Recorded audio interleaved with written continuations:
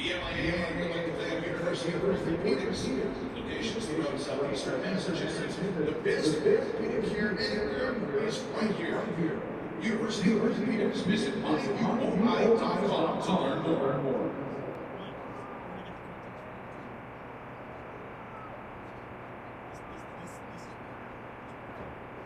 Safer Sports is a safety innovation company. Proud to partner with the MIAA. Joint mission to make student athletes safer. Safer Sports Act helmet covered by nearby 300 football teams and 10,000 student athletes is scientifically proven to reduce concussive impacts by as much as 72%. Convenient empty urgent care is proud to support the MIAA and its member schools, coaches, student athletes, families, and fans. Thank you, Convenient MD. The MIAA would like to thank Squirrel Live for their support.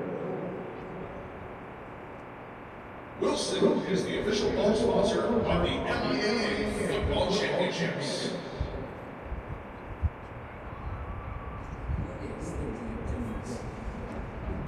It's higher education with a higher purpose. It's raising your hand and raising the bar.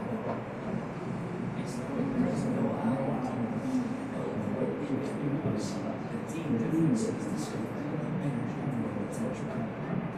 With an entire community, times are focused on innovation. Exceed your expectations. Experience the team difference.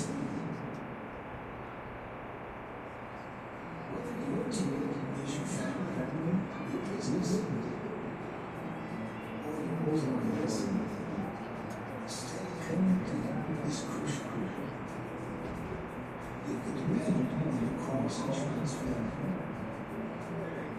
to provide the best insurance solutions for you. We've got your team protected. Visit crossagency.com today.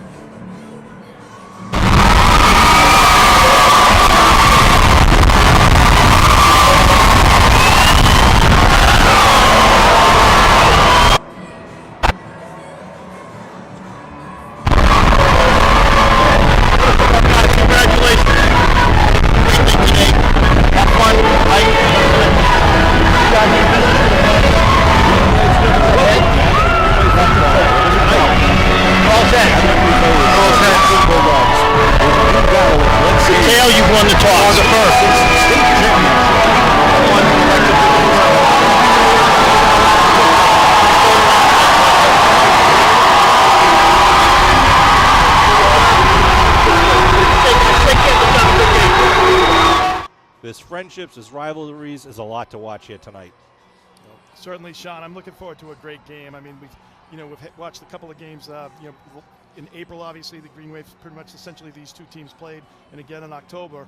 And Rockland got the best of Abington in both those games. Rockland did a great job of kind of bending but not breaking, moving down the field, letting Abington move down the field. So a key tonight for Abington is going to be that they're able to finish drives and score once they get inside the red zone, inside the 20. I think defensively for the Green Wave, they really have to stop the off tackle. The off-tackle play of Rockland, and the third thing for the Green Wave key to the game is they really, struggled in their offensive line and the defensive line play in the first game. If the Green Wave can execute like they've been executing the last 4 or 5 weeks, I think it'd be a great game. I'm looking forward to a wonderful game tonight between these two teams. They're getting ready to introduce the teams at midfield. Rockland got here by beating East Hampton and then going on by 27-0, beating Winthrop in a 37-34 thriller. Winthrop came back to try to tie it up. Then Rockland held on to beat Blackstone Valley Regional Vocational Technical to get here to Gillette. On the other side of the bracket, Abington, as you know, beat St. Paul by a score of 48-13. Then they shut out Sandwich 34-0, and then beat St. Mary's of Lynn, a very good team, by a score of 21-6. Yeah, both teams, it's like, the brackets are so different this year where they were statewide brackets rather than kind of the north and south. I'm wondering, they're lining up looking like they're going to do the national anthem. Right. Rockland was the first team to arrive here. They actually arrived early, were sitting in their bus out in the parking lot before they were allowed to come out onto the field. So both teams have been out for about an hour. Yeah, so it's been a good rivalry the last several years, of course, since Nick McQuarrie took over. Yeah. I think both these coaches know each other's tendencies very well, so I think that's why the scores have been a little bit lower over the last couple of years. Because they've both been coaching for a very long time against one another. Well, you just don't know what to expect. I mean, I couldn't sleep at all last night, Kevin. I'm not even on the team. I'm not a coach. I know, we bleed green, and we want to thank, before we get too far down the road. I slept fine, Sean. Kevin Tachi's on our main camera up here above the field. Matt Nelson is the technical guru who's running everything, and we got two cameramen down on the field, the postman and Mike Lyons. If you are a Comcast or Verizon subscriber, you'll see a little extra post-game video, hopefully, if things go well. Both crowds filling in. Some of the crowds got here early, went to Patriot Place, and it's just going to be. This is one of those games, Kev. You kind of state the obvious. It's who makes the fewest mistakes. Well, the captains were the coin toss was out there earlier. It looks like the Green Wave deferred to the second half, and Rockland will be receiving here. Captains for the Green Wave were number 12, Ed Riley, number 53, Shane McClungy, and number 3, Tommy Fanara. They're directing everyone's attention to the video board for a message from Bob Kraft.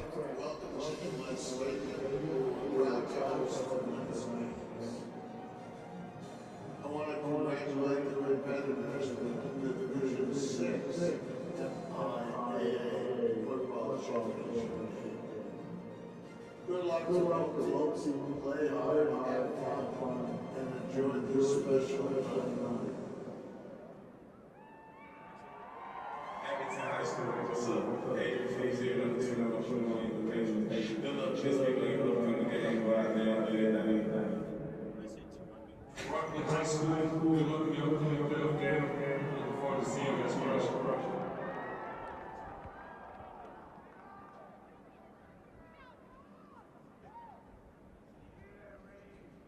Ladies and gentlemen, at this time, we ask for you to please rise and remove your caps for the playing of our national anthem.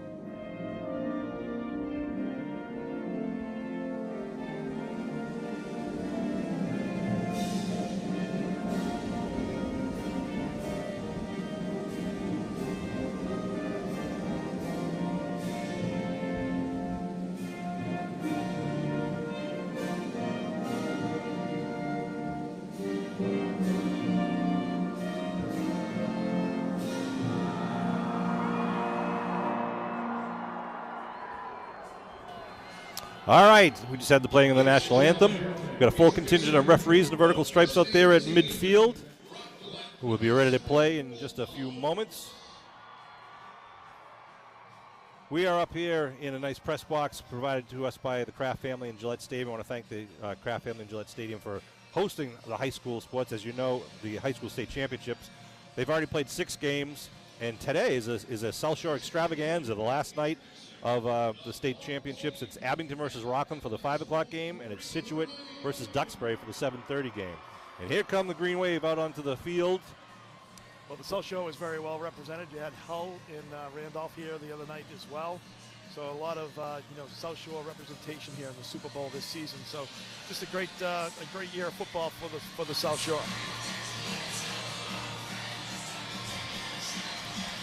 There we go. The Green Wave walking to the 40-yard line. Rockland, respectively, is at their 40-yard line. You know, the one thing, John, that happened too, I think, with this couple of weeks from the St. Mary's game, the Green Wave is, was able to get healthy. They were pretty banged up after that game. In a long season here, more muscle pulls and things like that. But I think that 2 weeks there, a lot of those players were not able to play at Thanksgiving. Really allowed them to heal up. And I'm really looking forward to seeing, Abington with all their weapons, a full complement of weapons tonight. Yeah, Green Wave is healthy. These two teams respect each other. It's a good challenge for both teams. Thank you, Matt. Just adjusting our audio. I do want to say we're getting conflicting information as to the live stream here. Initially they were helping us set up the live stream, and then we had someone told us we're not supposed to live stream. So we're kind of confused. So if we lose the live stream, it might be because Gillette Stadium shuts us down. And if that happens, I would urge you to go to patriots.com, where you'll be able to see at least live video. We don't know if there's going to be commentary on patriots.com, but that will be another source of video, we're told, although even that was in question earlier. But on the patriots.com website, it does say that they are going to be live streaming. Well, they offered me a lot of money, Sean, to do the game. I said, hey, I've got, Well, unfortunately, the other 6 games played in the last 2 games were on television. They were a live stream, and they were taped for playback on tomorrow, Saturday. But the 2 games today are not being taped for television, nor are they going to be played back. So that's where the live streaming situation came to fruition, and we're also, the media manual says we can broadcast from Gillette. So kind of confused. Well, it's a beautiful night here for football, though. It's probably in the lower to upper 30s here tonight, early December. A slight wind. Looks like it's coming from left to right across the screen here tonight. So it's I don't think that's going to be much of a factor for the game. But you get LaRussa, number 62, kicking off here. Johnny LaRosa, dry weather conditions, as Kevin was just saying here. It's a chill in the air, but no breeze, no precipitation. It's a lot of fun. And what are we doing? Switching sides right now. Switching sides, both teams lined up. Talking about the heebie-jeebies. We got on the wrong side of the field based on the coin toss. Abington will be kicking off to the Bulldogs. Green Wave are wearing the home green jerseys and pants. The Bulldogs, of course, are wearing the away jerseys, which is the white jersey. Abington on the far sideline, which is the home sideline. And the Bulldogs are right down there in front of us in the away sideline. Back deep, it looks like number 11 there is PJ Celestino. Very talented player. He's one of their quarterbacks. They also like to use Michael Moriarty, number 7, at quarterback. Keep an eye out for guys like Lucas Leanda, number 23, and Brett Armstrong, number 27. And the Green Wave, of course, you know all their weapons. We hope to see a lot of them put on display tonight. And we are ready for the state championship here on December 3rd, 2021. Johnny LaRosa will have the honors of starting off the game. Waiting for the ref. Here we go. Good high end-over-end kick. Going to come to Celestino right at the 15-yard line.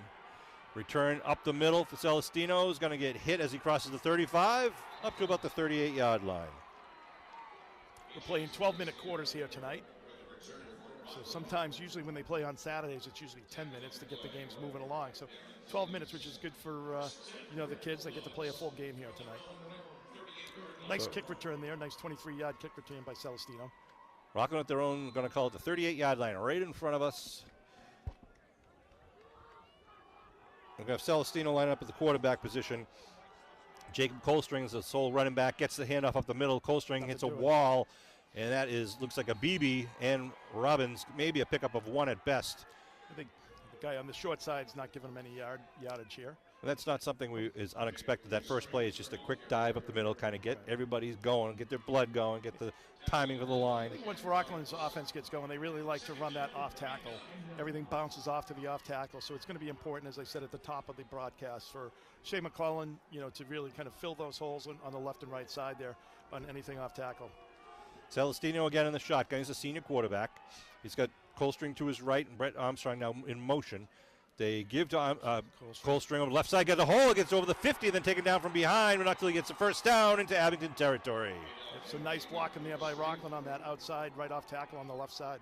Tackle looked like Buckley, 53, Shea McClellan in there. Buckley and McClellan. Right before he picked up about 12 yards. So it'll be now first down at the Greenway 47.5-yard line. Opening stanza here of the state championship in Division 6. They stack it up heavy on the left side. The shotgun going to take it as that's Lucas Leander. Cuts it up. Going to get tackled. Picks up about 3. Yeah, about 3, maybe to the 44-ish. It's thrown forward. Leander's probably one of the quickest backs, wearing number 23 on his jersey. Yeah, they both had a great game. The game earlier in October, the Green Wave had. Both Leander and Colstring. So it'll be second and about 6, 7, we'll call it. This game probably will go pretty fast, Sean, just because both teams are running teams for the most part. They're definitely run team offenses, both teams, both Green Wave and the Bulldogs here. And now they split it out here, and they're going to have a quarterback keep. It's going to go right up the middle, big hole right up the middle, inside the 35 to the 30. Breaks inside, it's going to go down to the 3-yard line. Was that Deshaun with a touchdown-saving tackle? Big hole in the middle of the field. Yep, right up the gut. So they're knocking on the door here early in the first. And, a lot of times, the team might be doing something a little bit different. Offensively, it takes the defense a little time to catch up. We've seen that a few times this year. We've seen that, with the Green Wave, where they give up the opening drive and then kind of clamp down thereafter. So Celestino gets the play selection from the sideline. First and goal from about the 3-yard line. Celestino with a shotgun again. Colstring is the running back behind him. Fumbles it. Celestino keeps it, dives forward, gets nothing on that. Yeah. Good pressure by the Green Wave, getting in the middle there by the goal line stand team out there. Kind of bobbled it. I'm not sure if he was going to hand it off or keep it, but looks like about a yard lost there. Yeah, bringing us back to the 4. Lucas Summers gets the credit for the tackle. Well, much like Green Wave has a great field goal kicker, Esposito for Rockland is a great field goal kicker as well. Dynamite. We saw him kicking some 45, 50-yarders before the game. And one of the things that's interesting, too, is, they're playing here at Gillette. The goalposts are about 5 feet narrower than they are at the professional level. Again, similar lineup with Colstring in the backfield. Celestino pitches it to Colstring, trying to get on the right side. They're stringing it up pretty well. It's going to be a loss on the play. Nice job, McClellan, but Deshaun Leggett, too, just coming out there, really stringing it out and then making the tackle for a big 3-yard loss. The pitch looked a little awkward on that. It was a little high. It looked like he had to wait for a little bit. 8:44 on the clock and rolling here in the first quarter. Third and goal now, pushed back to about the 8-yard line. See if they go to the air. Looks like the Green Wave is bringing in Tommy Fanara, which would mean to me, is that Fanara? Nope, that's Van Luling. Van Luling. So it looks like they're putting in their pass defense here. 3 wideouts to the left side. Colstring stays in the backfield with Celestino. Celestino's rolling left. He has that run option. Looking to throw. He goes in the corner. It's going to be a touchdown from 8 yards out. Nice job of them coming back there. That's number 23 for the Bulldogs making that play. That Leander? Leander kind of came back to the ball as he rolled out just to get some space between him and Van Luling on the coverage. So the Bulldogs, first one's on the board here at Gillette Stadium at the 8:12 mark. And they will line up for the PAT kick with Esposito. Jerry Esposito is a senior, number 4. Got a very strong leg. We'll see if they do just go with the kick. The holder will be Gavin Wardwell, number 3. I think they feel he's automatic, Sean. I would be surprised if they go for 2 or with a fake here. Wait the snap. Slow snap, but he gets it off, and it's no good. Wow. It's huge. So and I think that had to do with the snap and the hold there, because that was really a low kick, so big break for the Green Wave. And we're saying that the goalpost is low, smaller. That might have happened right there.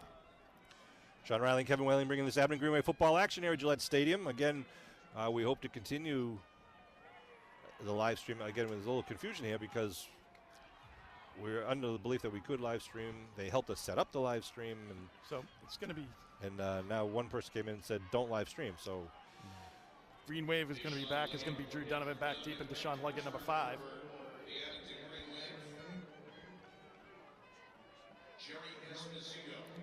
Esposito with a kick. It's good to see what the Green Wave can do offensively here. Settle down as we go 8-12 minutes to go in the first quarter. Leggett and Donovan, as Kevin said, are back. It's into 15 in a stacked formation right now so as not to tell the Rockland Bulldog kicker where to go to. Esposito will do the honors.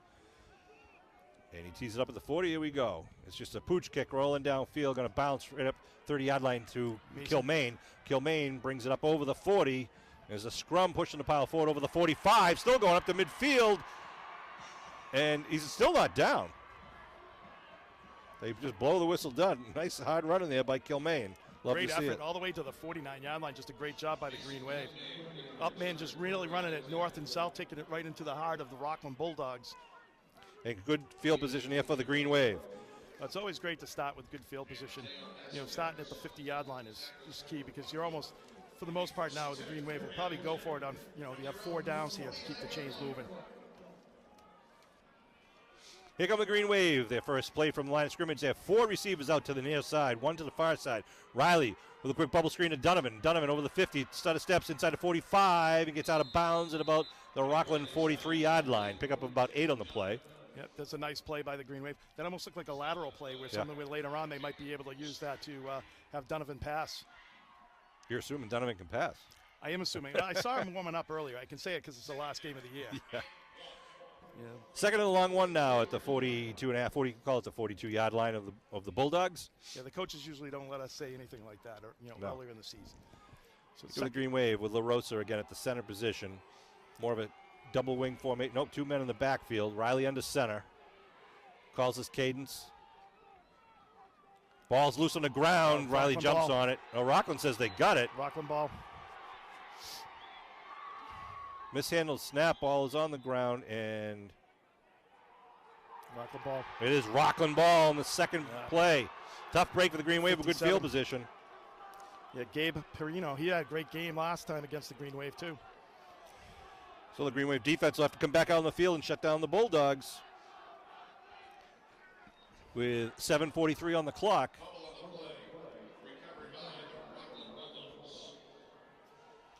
And see if Rockland tries to go big strike right now. Well, I think they're going to stick with what they had. It's still early in the game. Although they got 21 out wide. That's Vasquez and 23 Leander out left. Celestino looking to throw. throw. The ball. They're going deep. Going down the far sideline, puts it up. Van Luling's there, and almost interference on the offense there. Van Luling broke it up. He was right where he needed to be. Falls incomplete. Looking for Leander, their kind of go-to guy. Not that he's the only one out there for the Rockland Bulldogs. They have a good crew of weapons on both the offense and defensive side. So they'll bring up second down. It goes to show you the confidence that Rockland has, though, in their offense, because going on first down, now you make it obviously 2nd and 10. 3 wideouts to the far side. Celestino takes a look at his receivers. Shotgun, he hand it off up the middle. Looks like Colstring cuts it back, picks up about 4 or 5, maybe 5. It's still a little too easy for Rockland running the ball here, Sean. Yeah. I think, you're picking up 4 there. It's like, it's the Green Wave had good pressure there too, but he was just able to find a seam and get through it. And I think that's one thing Rockland does is kind of get the defense moving. The running backs are very good at reading and kind of seeing that seam and just taking it and picking up those 4 or 5 yards. Again, they send the wideouts to the far side. Obviously with the wideouts to the far side, if you can get through the line of scrimmage, there's not many linebackers there. There he goes. Gets through the line of scrimmage, gets up. He's going to get the first down, pushed out at about the 45-yard line. Well, we're talking about, Sean, the discipline, of kind of off tackle and defensive ends, and you have to be disciplined and run your lanes. And I think right there, Green Wave might have lost the outside edge there and containment on the quarterback. So even though you're rushing the quarterback, you still have to make sure that you're containing, the quarterback, and they're not able to slip out and get those extra yardage. Tornado takes a breather for the Green Wave. 1st and 10 now at the Abington 43-yard line. Vasquez and Leander out wide to the far side of the field. Celestino hands off to Colstring, tries to run around the left side. Nothing doing there. I think it was Hensey Callis. Number 80 in there for the Green Wave, along with Lucas Summers. Curtis Lucas Summers helping out. Good job. Bring up 2nd and maybe 11 now. Loss of 1 on the play. And that's exactly what I was talking about there. Good defensive play there, having discipline, making them turn it up and in, and then you can kind of crash down and make the tackle. A little bit of a loss there. Okay, I want to give a shout out. If for some reason we lose our live stream, you can switch over to patriots.com for the live stream. But here we go. Second down and 11. Ball to 44. Now they got a bunch of guys in the backfield, different formation. Celestino going to give. Nothing doing. Shea McClellan comes blowing through everybody for a loss in the play. Coldstring had nowhere to go despite having 2 running backs in front of him. Wow, they gave him a good spot there too, though. Jeez. They did. They gave him I thought he was a few yards back further than that, but it's going to bring up a 3rd and 13, and that's what you want is a nice negative play on that second down. Definitely puts him into a passing situation. Give was right up the middle, then 2 blocking backs really didn't do anything. And, that we're just watching a replay up here in the press booth. That ball should be back 2 more yards. 3rd down. Colston goes in motion for a bubble screen. Celestino with some pressure. He's got to scramble. He's got Jack Robbins on him, and he's going to be run out of bounds. Bring up a 4th down for the Bulldogs. Right at the 45-yard line.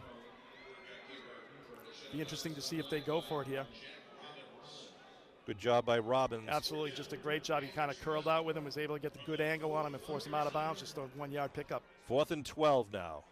Interesting to see what the Rockland coaches will do here. Do they punt it and try to pin Abington back? They are lining up for the punt.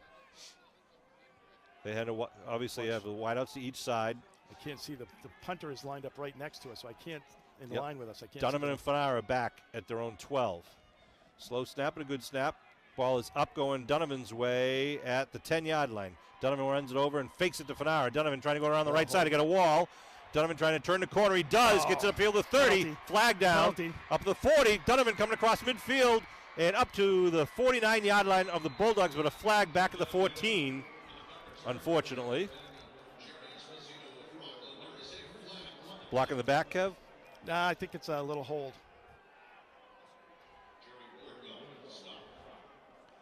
So we'll wait for the referee to make the final decision. But seems pretty obvious when it's back there that's going to be a penalty against. No, they're waving it off. They're waving it off, so it is a good return. Wow. All right, Kevin can't lose his cool this early. I know it. I thought there might have been a little bit of a hold there on the edge, so Green Wave gets lucky. So ball all the way back to the 49. Pretty much the Green Wave starts back where they had that fumble earlier. For the record, I didn't see any penalties, so, you know. I know. Well, he threw it really late. All right, 1st and 10 at the Rockland 49-yard line. Kilmaine in the backfield for the Green Wave. Riley calls his cadence. Puts Ricketson in motion, gives it to Ricketson. Ricketson tries to turn it up. Nothing doing. It looked like the first guy to get to it was Joe Erner. We got 2nd down. Little extracurricular activities there going on. Beautiful evening here at Gillette Stadium. Green Wave trying to get Ricketson out in space there. Rockland doing a nice job of kind of taking that off tackle run away from them, from the Green Wave. Important for Abington now to try to march downfield and get in the end zone. One thing that Rockland does do, Sean, is they play really deep on defense to keep everything in front of them. I really think they can pass all day long in the flats and out in the sickles, the down and outs. Fanara out wide to the near side of the field. Riley calls his cadence, gives it Curtis Lucas Summers around the left side. Curtis Lucas Summers gets tripped up as he crosses over the 45 down to inside to about the 44 they give him. Yep. It'll bring up 3rd and 5. Nice 5-yard pickup by Curtis. You know, Curtis Lucas Summers is really a tough runner when he gets going north and south. Yeah. Had him going a little bit east-west there. He was able to cut it up, pick up 5. But when he just punishes people once he gets past the line of scrimmage. Just a big bruising back for the Green Wave. Donovan checks in for the Green Wave. Izzy Ricketson checks out to take a breather here on the 3rd down play. Got to get it inside the 39-yard line. Fanara out wide to the far side of the field. Donovan and Kilmaine in the backfield.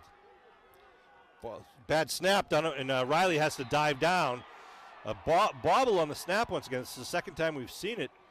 So it's a loss on the play back to the 48-yard line to bring up 4th down. And Green Wave are going to bring in their kick team.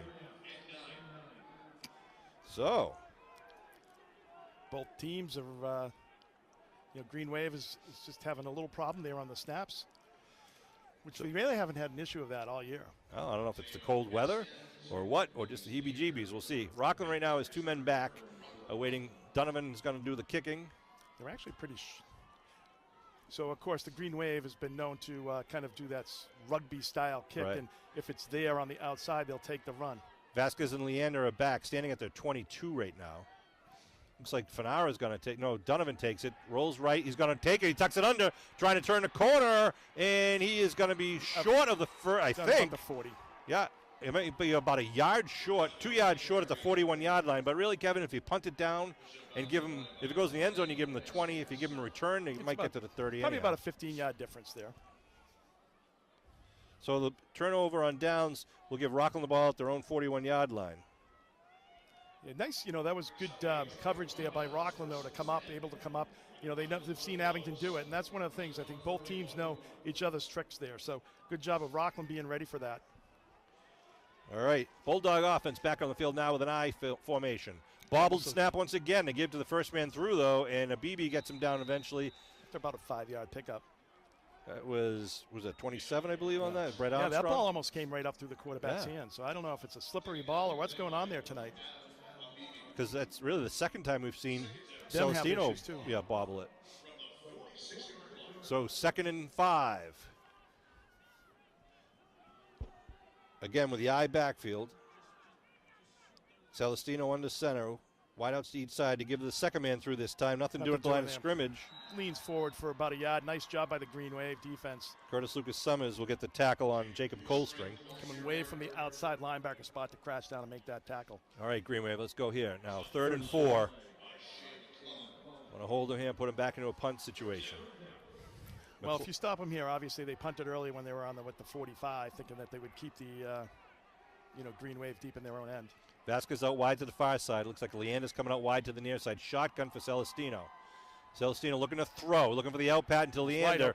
He's got him at the first down mark, and he turns down the field, gets knocked out of bounds by Abibi at the 32-yard line. Too much of a cushion there in that one. Too much of a cushion, especially when you only had 3rd and 5. The other thing is, too, you got to kind of come up and make them make a move, Sean. And he kind of stood back, and then he was able to, beat him out on the outside as well. So the ball is at the 32-yard line, 1st and 10 for the Bulldogs of Rockland High School. Rockland, as you know, used to be a part of Abington. Abington, Rockland, and Whitman were one town at one time. In 1874, Rockland became their own town. There was movement there on number 74. I will say, Sean, the Battle of 123, the Battle of 139. Right. I don't know what you want to call this game. Some called it the Battle of the Border, the War on the South Shore. 5-yard penalty against Rockland, sometimes known as East Abington. Whitman known as South Abington. So a lot of history between these two teams and towns, with families and friends and rivalries and glorious stories of old. Friends? Yeah, some are friends. I'm just kidding. I'm teasing. 1st down and 15 now. Ball at the 37. They stack it up on the left side once again. The shotgun formation. Leander is going to hand it off of the reverse, coming back the next to Colstring. Is that Colstring? Yep, gets taken down inside the 30. Picks up about 5 or 10 yards on that play. Yeah. It would be 2nd and 5 at the Abington 27. Sean Riley and Kevin Whalen bringing this Abington Greenway football action, the Division 6 state championship between two crosstown rivals. This is the first year of this new statewide format. The idea being to get the two best teams in the state to play in the state championships, as opposed to the best in the East versus the best in the West. And voila, you got Abington and Rockland as the two best teams in Division 6. I backfield behind Celestino, give up the middle, and first hit at the line of scrimmage, then barrels forward in the 20. He's going to get it up for the first down. That was Brett Armstrong, one of the fullbacks for the Bulldogs. 1st and 10, just coming down under 1 minute here to go in this first quarter. Has not been a kind quarter for the Green Wave so far, Sean. No, not yet, but I got faith in my Green Wave faith Nation. in the Green. Good crowd from both towns here. Expect the nice. Situate and Duxbury crowds to be arriving relatively soon also. So the ball's marked at the 20, 1st and 10. Rockland up 6-0 here in the waning minute of the first quarter. Quick hit up again, Armstrong. Number 27, not much there. He had, there was some issue on the bobble on the snap again. So we're looking for a Bulldog fumble. It could happen. They give him a 1-yard gain, bring up 2nd and 9. About a half yard. So yeah. I think the Green Wave really just, they've kind of settled down, I think, on the ground here, Sean. Now on the third downs, you just have to tighten that up. And obviously they're in 4-down territory. And I think they'll actually go for a kick here if they get it 4th down. Could be. Well, they're going to turn the direction of the And that's the end of the game here. first quarter. As we're running down. Yep, clock is rolling down at the end of the first quarter. At halftime, Kevin and I will get off the microphone. The cheerleaders will be out there on the field facing the opposite side. I want to send a shout out and thank you to WATD Radio, which is also going live right now, 95.9 FM WAT Radio. You know what's impressive is this group of players, Kevin, you and I were talking about this in the ride here. In youth football, they stunk. They were 0-24 in 3 seasons as mites, as peewees and midgets. Right. They were 0-24, the teams from Abington. But yet they stuck together. They worked on their game. They got to high school. They followed their coaching. And here they are at Gillette Stadium. I mean, what a turnaround. It's just great to see the faith that they had each other and the camaraderie and really the love they have for each other. And it's palpable when you talk to any of these guys. So no, absolutely. It's like sticking together. It's working hard, like you said, Sean, in the gym every night. Just working better in the off season. I want to send a shout out to some of our viewers around the world. Jack Malafronte's down in Florida, and got a special guest, someone watching in Cincinnati. Some of my boys from Holy Cross. Shout out to the Kellys in Cincinnati, and Paul Kurtz in Virginia, Greggy in New Jersey, and Pat Diggins and Holden's watching us today. Want to send a shout out to those guys. Oh, and also one of my best friends in the world, Mike Noon, is in Stamford, Connecticut, and I want to wish Mike a happy birthday. His birthday is Sunday. I've got nobody, Sean. Well, So 2nd and 10 here for the Bulldogs. Going right to left across your television screen now. He's going to start the second quarter at fresh 12 minutes on the clock. Bulldogs want to add to their 6-0 lead. Waiting for the referee to give the signal, the go signal. I don't know if there's it can't be a TV timeout because we're not doing TV. The clock isn't ready, maybe? The clock is... Yeah, the clock's at 0 right now. Waiting for the clock operator to put it up to 12. Silence hits Gillette. Oh, there it is. It's 12 now. So here we go. All right, so the Bulldogs break their huddle at the 19-yard line. A little confusion. Now they put Leander on the right and side. Vasquez on the right side. Pitch is going to be a run. Going to be a student body left, and Shea good job as Shea gets to him first. Going to be a pickup, maybe 1 or 2 on the play. Absolutely. That's exactly what we were talking about at the top of the game, him filling that hole, not to give up the big gain, and a 2-yard is exactly, what you need to have, making it 3rd and 8 here for the Bulldogs. Being told by an Abington fan if we can turn up Kevin's mic a little bit, Wow, or speak up, Kevin. I mean, that's dangerous. Better be careful what they ask for. I know it. Here we go, 2nd down now, and 3rd and 8 at the 18-yard line. Shotgun. Celestine's going to take it himself, trying to get up the right guy, but there's a lot of green jerseys. Spins, though, breaks away, gets it down to about the 13. Wow. Going to bring up 4th down. Yeah, 4th down, and I don't know if they go with Esposito here. What they do. It's going to be 4th and about 3. Wow, apparently I forgot to mention that the Hilliers are watching, and they're mad at me right now. So knew I shouldn't have started making a Everybody list. that you know, Sean, just, All right, 4th down at the 13-yard line. They got to get inside the 10 to move the stakes.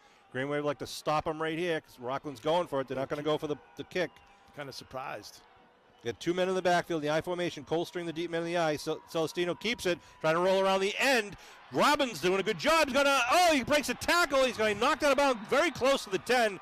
All depends on the spot. If he crossed the line, he gets the 1st down. Jack Robbins did a great job stringing it out. Didn't have any help. First down by a foot. Literally a footstep. Wow. That's a tough break for the Green Wave. They'll give him a fresh set of downs, 1st and goal at the 10-yard line. Robbins had a bead on him. Really stretched out, was looking for help coming up from the back, but Celestino was able to just turn that corner and get literally a shoe step over onto the 10-yard line. They actually placed the ball on the 10. And they did a nice job of kind of clearing out that right side, so it was really Celestino and Robbins one-on-one, and he didn't have any help over there, but Robbins doing a nice job making sure that didn't get in the end zone. Leander's going to take the direct snap. He's going to go to the right side. He's going to be ridden out by Leggett down at about the 5-yard line. Wow, the ref's giving him great spots. Oh, it was about there, 1 foot up there. He was a couple yards back. I'm telling you. Watch it. 6 yard. It should have been the 6.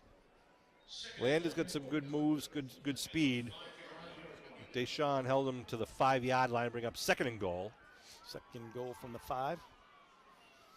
Now the Green Wave, obviously they're like pushing outside. What they're doing is they're coming in off tackle, but then bouncing out, trying to get the edge. Rockland quick up to the ball with 2 men in the backfield. The shotgun going to be hand off to Colstring, going up the middle. Not going to be enough for the touchdown, but he gets it down about the 1. Yeah, gave it down to the 1-yard line. Goal line defense coming in for Abington as it's 3rd and goal now from 1 yard out. I think we've said that twice more than we said that all year, Sean. Yeah. I mean, the goal line Green Wave has not had a lot of goal line stands. So does Rockland try to put it in between the tackles, or do they try to loop it around the end? We'll see if Celestino fakes it and keeps it, or if he's going to give it to Colstring, who's now in the deep man in the eye backfield. You got Armstrong there, going right up the middle. I don't know if he got it, Kev. There's no signal. There's no signal from. It looks like they didn't make it. No, it'll bring up no touch. It'll be 4th down. 4th down, yeah. 4th and goal. 4th and goal at the half-yard line. So what do? Rockland coaches are talking to each other right now. I got to think they're going to go for it, because if they don't get it. Well, they got to go for it. I mean, you're 6 inches away. Yeah. Not even. So Coach Chuck O'Donnell sends in the play through his senior quarterback, P.J. Celestino. So crowd is whooping it up. If you go outside, it wouldn't be a 1st down, right? Right. So you could just try to anticipate they're going with I can't timeout. Timeout. Timeout being called by Rockland. They're indecisive about what they want to do right now. I couldn't believe that would be a crazy thing to do. I think, Sean, is to go into the shotgun formation right there, just because now all of a sudden you're bringing it back to the 5 or 6 yard line. I just think that would be foolish. You get the ball right there at the goal line, just push it in. You know who one of our biggest fans watching right now is? Mary Graham. Mary Graham? Mary Graham. Hello, Mary. Nicest people ever. Favorite aunt, my father's side. She's the only aunt. You said that, Kevin. I didn't say it, Aunt Mary. I didn't say it. Well, she would be your favorite even if there was 10. That's right. 9:15 left on the clock here in the 2nd quarter. Rockland up 6-0 after they scored in their first possession in the 1st quarter. They have now got it down to literally the half-yard line. 4th and goal. Both teams in a huddle with their coaches to try to Abington to defend it, Rockland to try to push it over. Green Wave would love to stop them here, but it's tough to stop a half-yard play. It really is. I mean, they can pretty much just lean forward.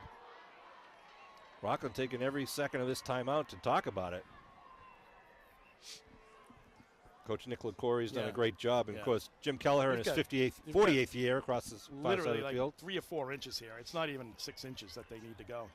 Although I saw a game at the old Gillette with Brockton, it was a very similar situation, and Walpole was able to get the goal line stand, win the game. Well, let's see what happens. 4th and goal at Gillette Stadium. The Bulldogs at the half-foot line. Colstring lined up behind Armstrong. Celestino under center. He takes it himself, dives over, and gets it up for the first. Did it the easy way, and that was via the air. Celestino for 1 yard out. Kind of hard to, you can't really defend against that unless you have someone jumping in the air opposite him. On a delay, right, because he delayed it a little bit. They're going to do some trickery here, it looks like, or try to. So a 1 yard dive puts the second touchdown of the game up for Rockland. They'll line up for the Esposito kick, who missed the first one.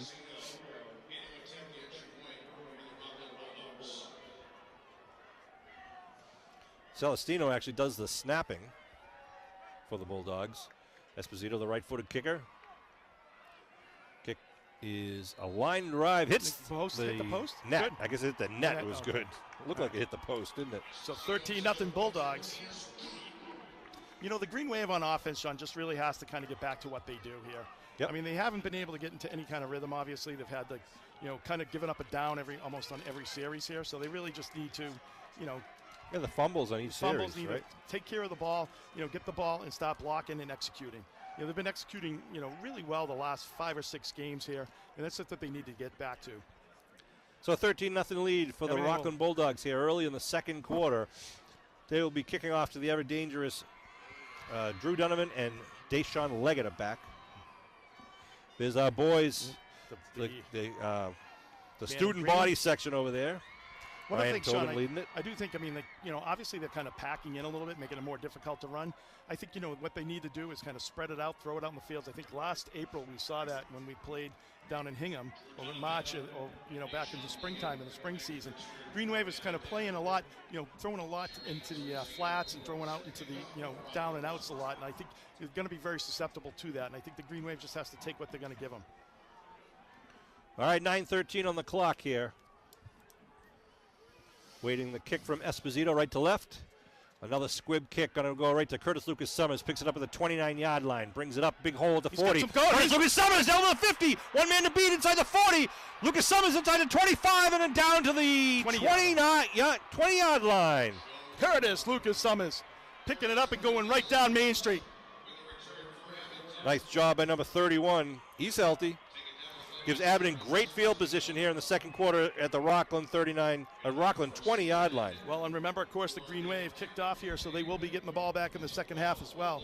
So, good job by Curtis Lucas Summers. There's another example, Kevin, of the north-south you were talking about earlier. Right, he just ran straight up and then was able to take it out, doing a nice job of switching the ball from his inside to outside to make sure he didn't fumble, doing all those little things to take care of the ball. Fanaro out wide to the far side. Kilmaine in the backfield, put Donovan in motion to give to Kilmaine up the middle. Kilmaine tucks it, picks up about 2 or 3 down to the 17-yard line. It's a nice little pickup. Second down for the Green Wave. Maybe that's what the Green Wave is trying to do, settle everybody down. I'd like to see something out in the flat, Sean, on the left side here. Got a lot of space out there. Just got to make sure you connect that. No pick sixes here. Eddie Riley, the senior quarterback, has got 17 touchdown passes this year. He had 9 in the short season last year. Positive thought, Sean. That's right. Kumbaya. Again, Kilmaine in the backfield. Lucas Summers is the right side wing. Looks like Donovan's the left side wing. Curtis Lucas Summers in motion to give to him. Left side, pressure. Gets hit at the line of scrimmage, but still dives forward. Picks up about 2 positive yards up to the 15-yard line. Well, if you do that, you're going to move the chains, and that's what the Green Wave needs to do here. 3rd and 5, though. Good, pressure. I didn't get the number of the Rockland player who got over the line of scrimmage and made Curtis kind of change his direction. He was 57. I think it was Panero. Might have been a good player. Flop, and he's a very good player.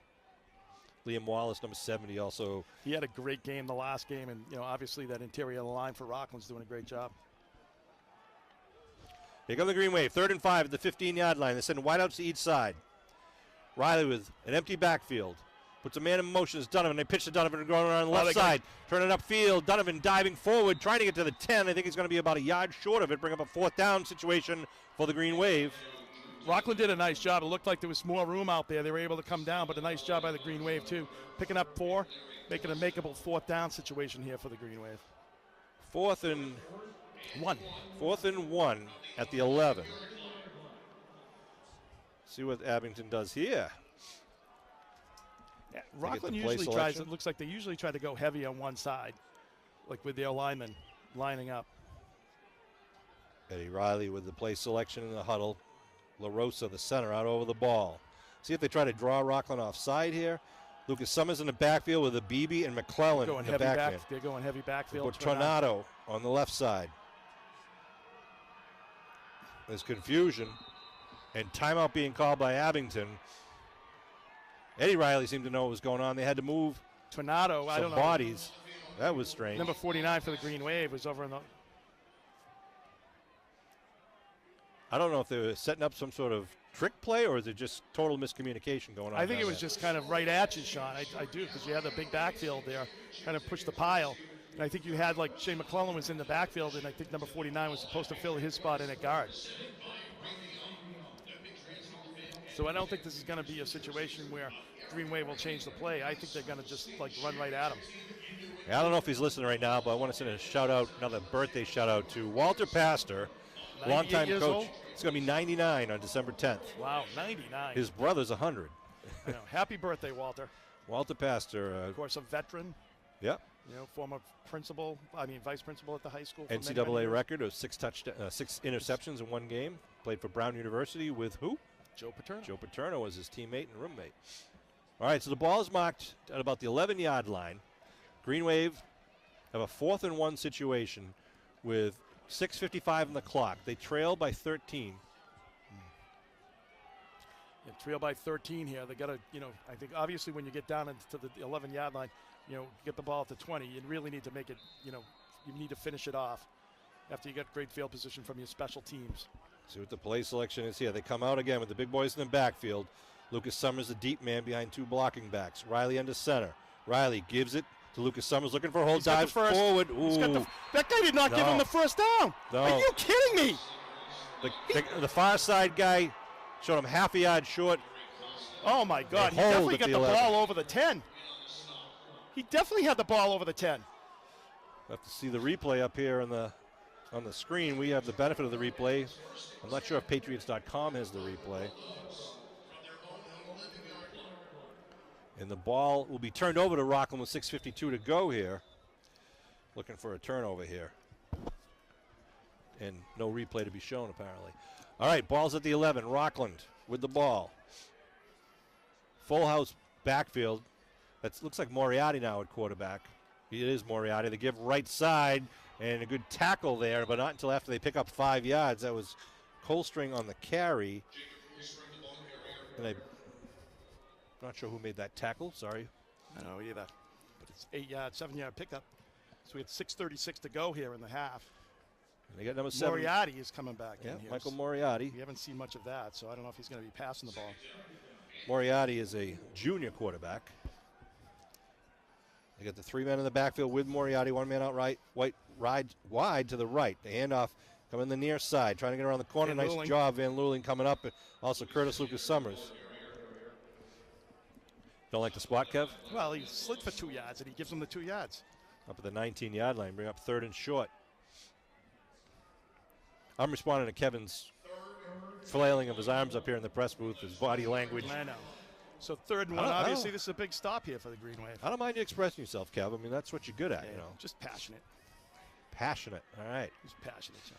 3rd and short. A shotgun formation, though, for Moriarty. Moriarty's going to hand off, quick dive up the middle, and Colstring looks like he twisted and gets the first down. Like he gives him the extra yard, John. At the 22. It was that little extra twist that made it happen. They'll move the stakes for the Bulldogs. Clock rolling at 5:36 to go here in the second quarter.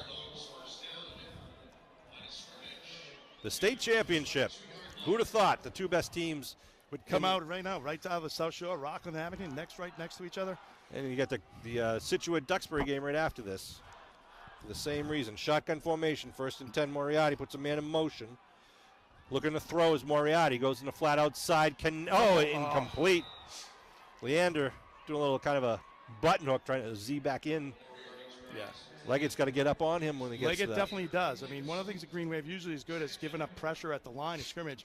He's giving him way too much of a cushion because the other thing, too, is he's getting caught kind of flat-footed when he's out there. The guy can just curl around him for whatever reason because if he had that, it didn't look like that's the he danger. was ready to make the tackle. And I think that's what they were trying to get Leander one-on-one. If he can make the first guy, the cornerback miss. They're going to do. I think they're going to try to do the same thing, one-on-one with on that flat outside. Shotgun from Moriarty. Handoff, come around near side, slices through a hole, puts his hand down and dives forward to about the 27. We have 3rd down for the Bulldogs. 3rd and about 5 here. Maybe a long 4. No, we'll call it 5. So 3rd and 5. Yep, got to get it over the 32. I think they're going to go back and get Moriarty out there. I think you're going to go back to that pass out the flat. I know 3rd and 5 because if it's not, it's a kicking situation.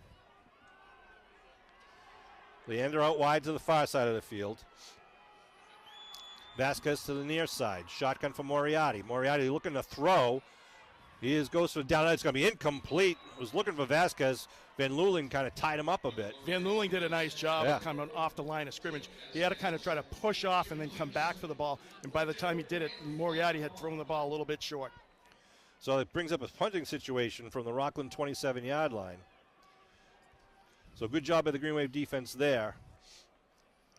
Again, Kevin, we saw in the Abington's last possession, they get it down in the red zone and they just can't make it. They can't complete it. Exactly. They've got to turn that around if they want to win this state championship. We said that was one of the keys to the top of the game here. Waiting the snap for the punt. Green Wave have 2 men back at their own 45-yard line. Snap, the kick, they're going to go kick it out of bounds. Yeah, Gosh, that's about going to be at the 40-yard line. Yeah, it's like the Rockland 40-yard line. The Rockland. Keep going. Keep going. Keep going. Keep going. 45. I think that's a gift. It is. It's a 5-yard gift, definitely but a gift. A good field position for the Green Wave. So the offense comes out with 4:26 left on the clock here in the first half. Green Wave trail 13-0. Could very well be a one-touchdown difference. The Green Wave have been bitten by the fumble bug earlier and just couldn't convert that fourth down play. But here, again, they have good field position at the Rockland 45-yard line. 4 minutes and 26 seconds to go here in the half, so the Green Wave can take a lot of time off the clock, get that touchdown, Sean, and be right back in the ball game. That's right. Kilmaine in the backfield. Riley under center. Riley with a long count. Puts a man in motion, Lucas Summers. They give to Lucas Summers left side. Big pressure, though, by Rockland's line at the line of scrimmage. Does a good job, and they push him back. No gain on the play. Nothing there for Lucas Summers to do. The Green Wave offense got to get firing off the line. I think one of the things, too, is a play like that takes a long time to develop. Yeah. I think one of the things that, the Green Wave, I think needs to do, Sean, is do some quick hits on the outside, spread out Rockland's defense a little bit, loosen them up. The other thing is, too, is if you get Kilmaine with a quick hit up the middle, you get those 4 or 5 yards up the middle on those quick hits. He's got that burst of speed. You don't get the defense time to react to it. Kilmaine behind Riley with Lucas Summers offset to the right. Looking to throw is Riley. He's got a little pressure. He's scrambling now, going downfield, putting it up. Going to be incomplete. He's held. No flag thrown. Yeah, Kilmaine was held on his back. Yeah, Kilmaine was coming down in the short side of the field. Fanara was deeper. Riley was scrambling from the beginning as he had pressure coming off the corner. They got a really good push on this right-hand side. Rockland did. Pushed him right into Riley. Riley was able to kind of scoot out into the flat. But that time it was a pretty long throw downfield. So 3rd and long now, 3rd and 10 at the 45-yard line. Probably a passing down here for Abington. So does Rockland keep the linebackers back from pass defense? Do they blitz? Let's see what they do here. Rockland talking to each other right now, exchanging the defense. Riley in the shotgun. They get trips on the left side, but tight. Looking to throw.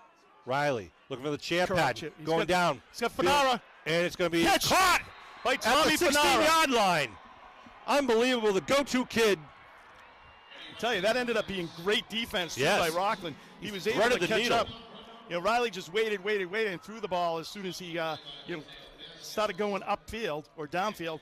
But the Rockland defender was able to close and got his arm in there right as the Green Wave player caught the ball. Ball on the 18 now, 1st and 10. Green Wave with life out there on the field. 3:25 to go. Able to make the catch. Shotgun for Riley. They have trips on the right side this time. Riley looking to throw. Going quick out to Donovan. Donovan with some blockers in front of him. Donovan inside the 15. Donovan inside the 10-yard line, steps out of bounds. Pick up about 8 yards on that, and that's exactly what you want for the Green Wave. How are they rolling the 15? clock? He stepped out of bounds. He went out on his own.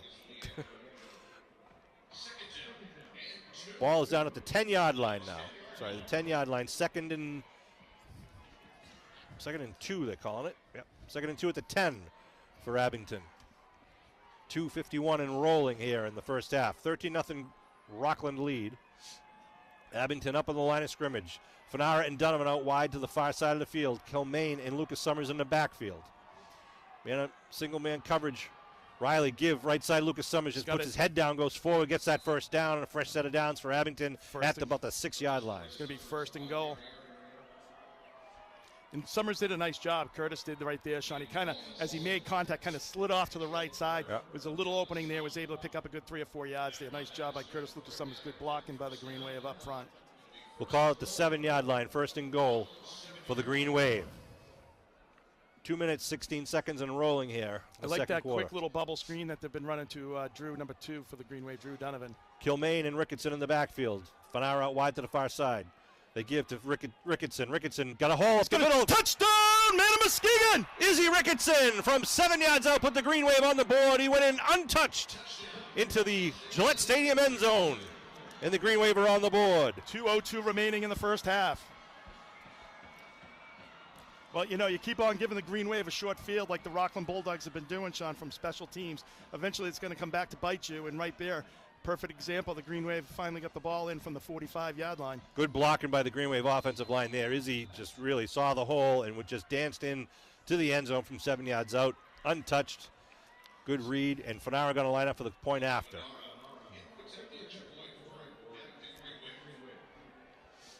We wait the snap. Dug it on the hold. Yep. Good snap, good hold. Ball is up. It's good. Right down the middle. 13-7. So Fanara got us down there in that great pass reception. A wonderful pass by Ed Riley, just threading the needle. Sets it up.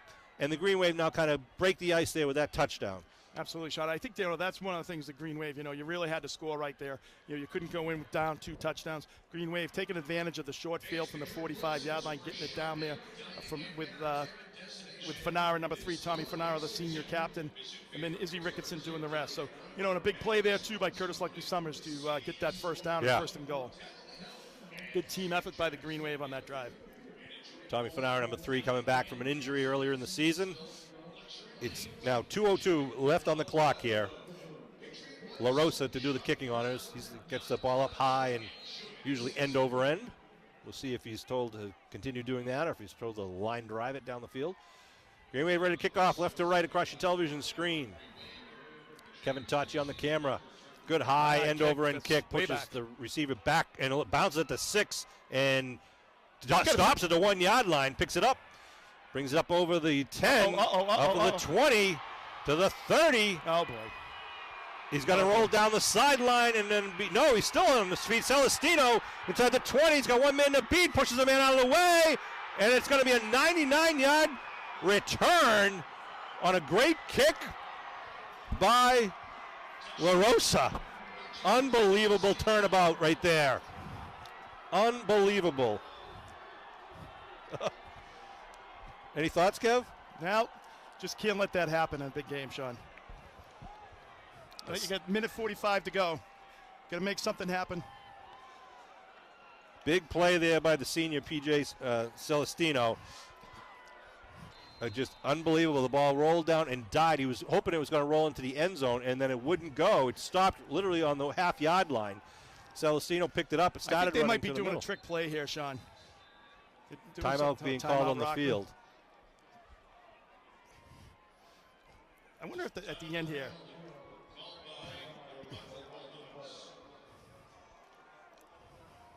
Unreal. Just watching the replay. Yeah, kudos to Celestino taking advantage of it. But, that's one of those things where sometimes the coverage overruns the kick. Exactly. We're saying, it's important to maintain your lanes there. And he was able to get it. Abington was all down behind the 20-yard line there. And was just able to, make it happen. So, tough break by the Green Wave. Good job by Rockland. Unbelievable. So Green Wave got to keep bouncing back here. We talk about Green Wave has been so good at special teams this year. Yeah. I mean, I think that's the first time they've ever given up any type of yardage. I think Rockland's going to try to go for 2. I think, you just got a gimme touchdown there. Yeah. So I think Rockland's definitely going to go for 2 here and try to make it 21-7. Well, they know that if Abington scores, Fanara's, money on the PAT kicks. Right. So if they just went for the 1, that would make it 20-7. But we'll see. They are lining up. Esposito is money for Rockland.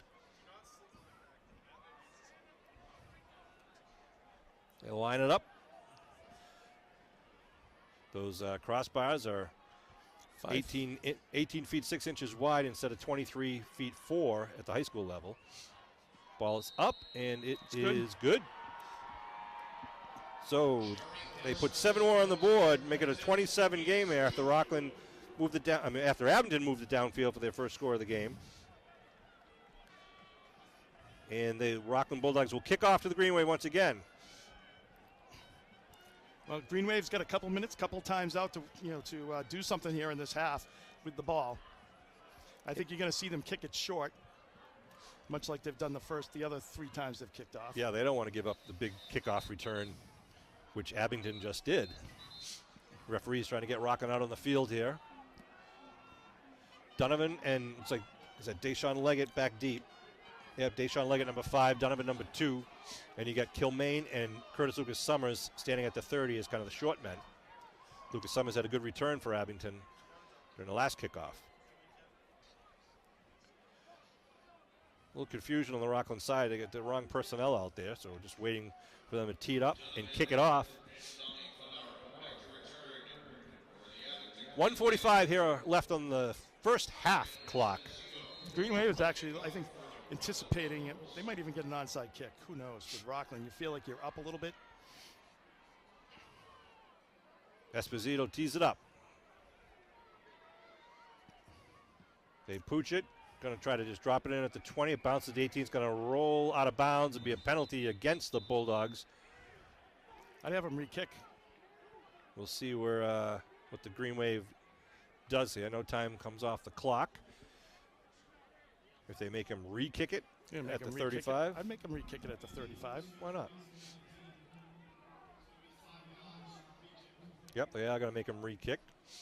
5-yard penalty. I wouldn't be surprised now, maybe if you just see them drill it down the middle of the field.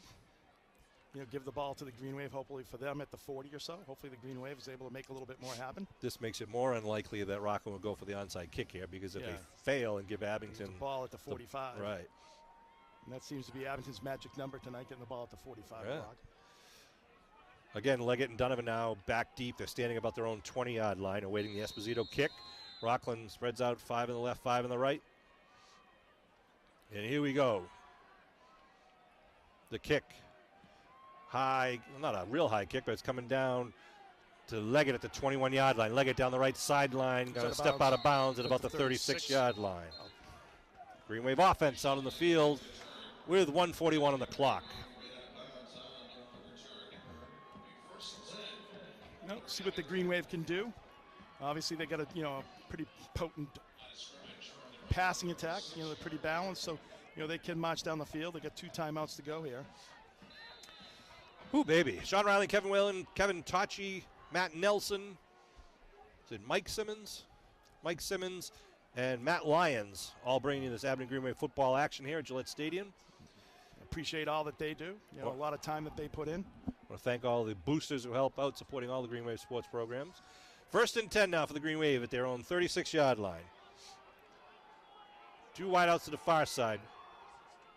1 man on the near side. Riley with the shotgun. Leggett. They give it to Leggett with some blocks in front of him in the 40. Leggett looking for room. Gets over the 50. Leggett going to be tackled from behind, but not till he gets down to the 41-yard line. Good pickup by the Green Wave. Of course, the clock stops here on a 1st down. It's not going to be getting going until the ball's set. So they get 1:32 on the clock. 1:32. That was a nice looking play. Had a lot of blocking backs, and he read it well. That was the play that they ran down at Dennis Yarmouth, where they got about 73 yards on that back right before the half. Ball on the 41. 1st and 10 for Abington. Green Wave coming right back at him. Van Luling out wide to the far side. Leggett out wide near side, looking on the far side, looking for Van Luling. He throws it deep. He's looking for Ferrara. It's picked off at the 17-yard line by the Bulldogs and then taken down at the 26-yard line. Yeah, you can't throw the ball that deep with nobody else out there. Going to his go-to guy, but the safety came over with some help over the top, and the Green Wave turned it over with 1:05 on the clock. Oh, baby. You got to hope that this is one of those games, Kevin, like the semifinal game where Abington came out in the second half and just turned the page. Absolutely. Sean, that's what they have to do. They're going to get the ball back, just kind of really take it at them, be aggressive. It seems like they're on the back of their heels for whatever reason tonight. Got to give credit to Rockland. Yeah, playing a good game thus far. It's going to be a fake reverse, trying to get around the near side. It's Leander. Leander with a blocker, gets over the 35. Now tries to cut it back inside the field. He does, cutting across the field in the 50. Jesus. Cutting back now, going to the far side of the field, and going to be taken down at the 40-yard line. Just ran about 60 yards to pick up 40. Even 80. Leander dangerous and doing a great job. You can see for whatever reason there was nobody over here on the Green Wave side. I don't know. Good field position with 48 seconds on the clock. Clock is rolling. Rockland's already burned 2 timeouts, so they have 1 left. Ball just inside the 40-yard line. Clock at the 40-second mark. Shotgun formation. They load up in the near and a flag call. Timeout call by the Green Wave with 35 seconds to go. Probably a good timeout, trying to settle things down there. They were going to do a little student body left for Rockland, where Celestino was just going to follow the blockers. So, 0:35 on the clock. Ball's at the 40. 1st and 10 for Rockland, and they have a 2-touchdown lead, 20-7 right now.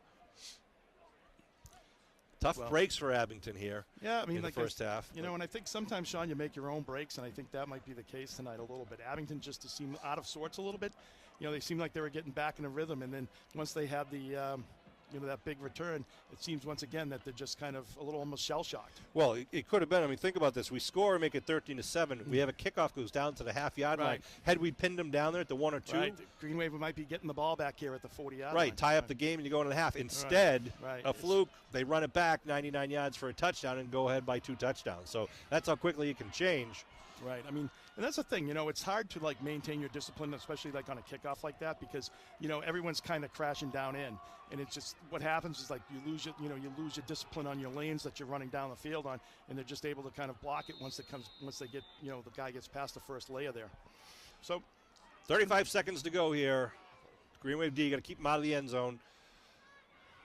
Ball on the 40-yard line. Celestino shares the play selection with his teammates. They break their huddle. Send Logan Rogers out wide to the far side. Vasquez out wide to the near side. Shotgun is slot left slot right now. They got a man in motion. That's Leander. Looking at Leander in the bubble. No, they go to the right side and bobbled and caught. Got to make breaks, the tackle. Gets the first down. That is big number 80, Logan Rogers. Deshaun Leggett went to knock the ball away. Got to make the tackle, guys. Tackling's the most important thing here. Clock stops at 27 seconds until they set it. Ball mocked now at the Green Wave 21-yard line. Come on, Green Wave D.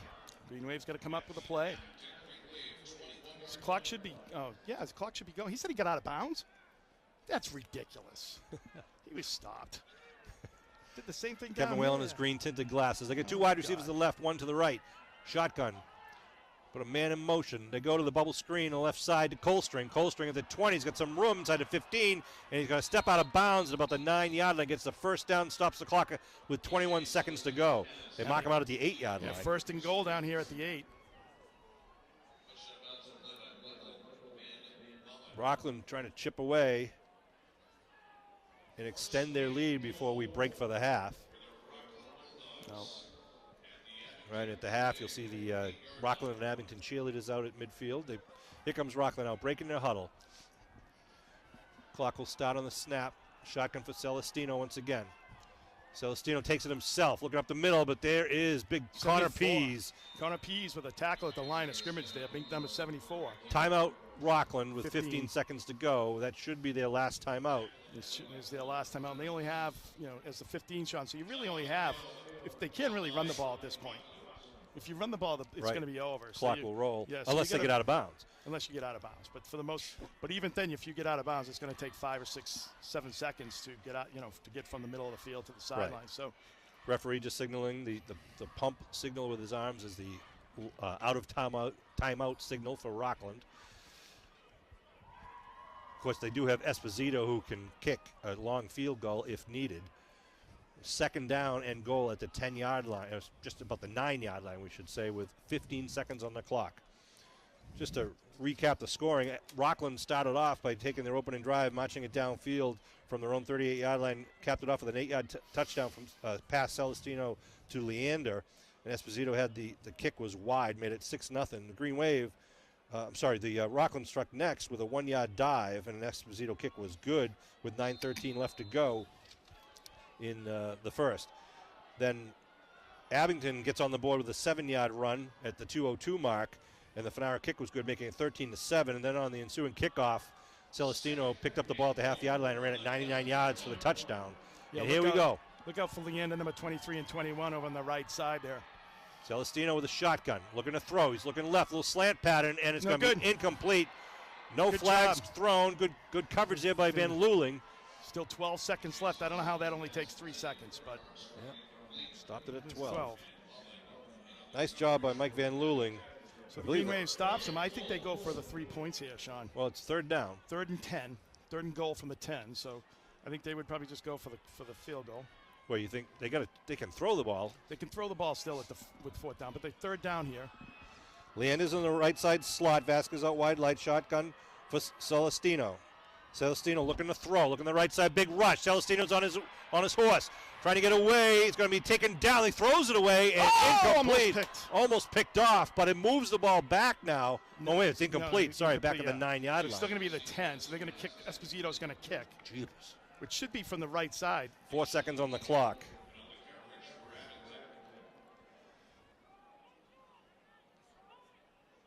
So 4th and goal at the 9-yard line. Esposito, So this would make it 23-7 here for Rockland. he looks like he's going to mark the ball at the 10. So it's about the 17, 18 yard line. So 17 27-yard kick.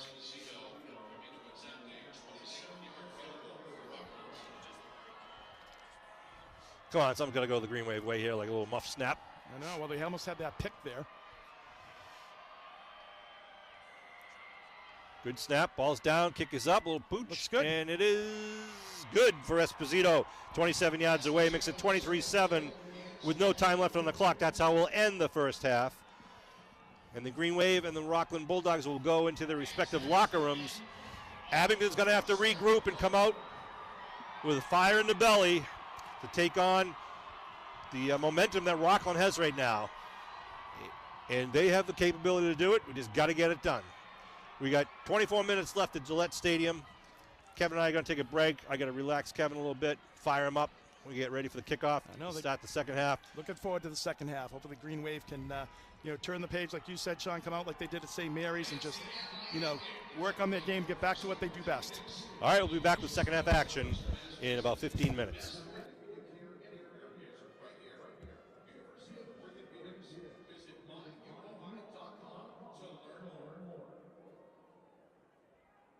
Safer Sports, a safety innovation company. Around the park, the MIAA. Student athletes safer. Safer is your protect helmet cover. By nearby 400 football teams and 10,000 student athletes. It's scientifically proven to reduce defensive impacts by as much as 72%. Convenient, empty urgent care. Proud to serve the MIAA and its member schools, coaches, student athletes, families, and fans. Thank you, Convenient empty. The MIAA would like to thank Sparkle Live for their support. Wilson is the official ball sponsor of the MIAA Football Championships.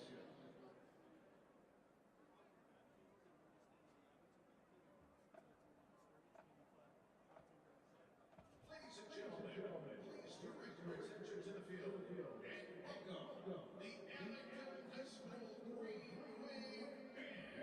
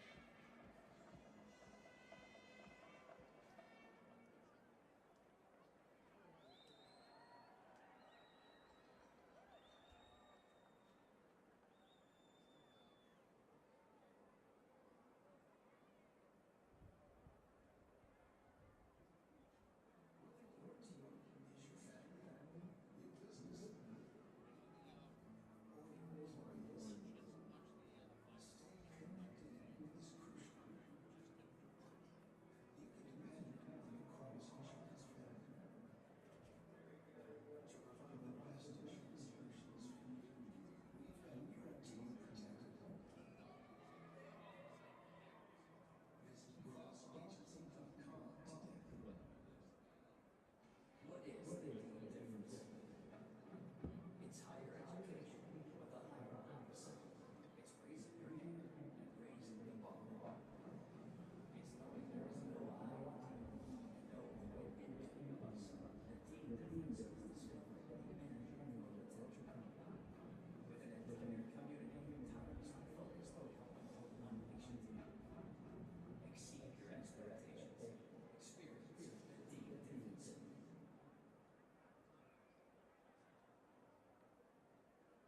Ladies and gentlemen, please welcome the Rockland High School Bulldogs Band.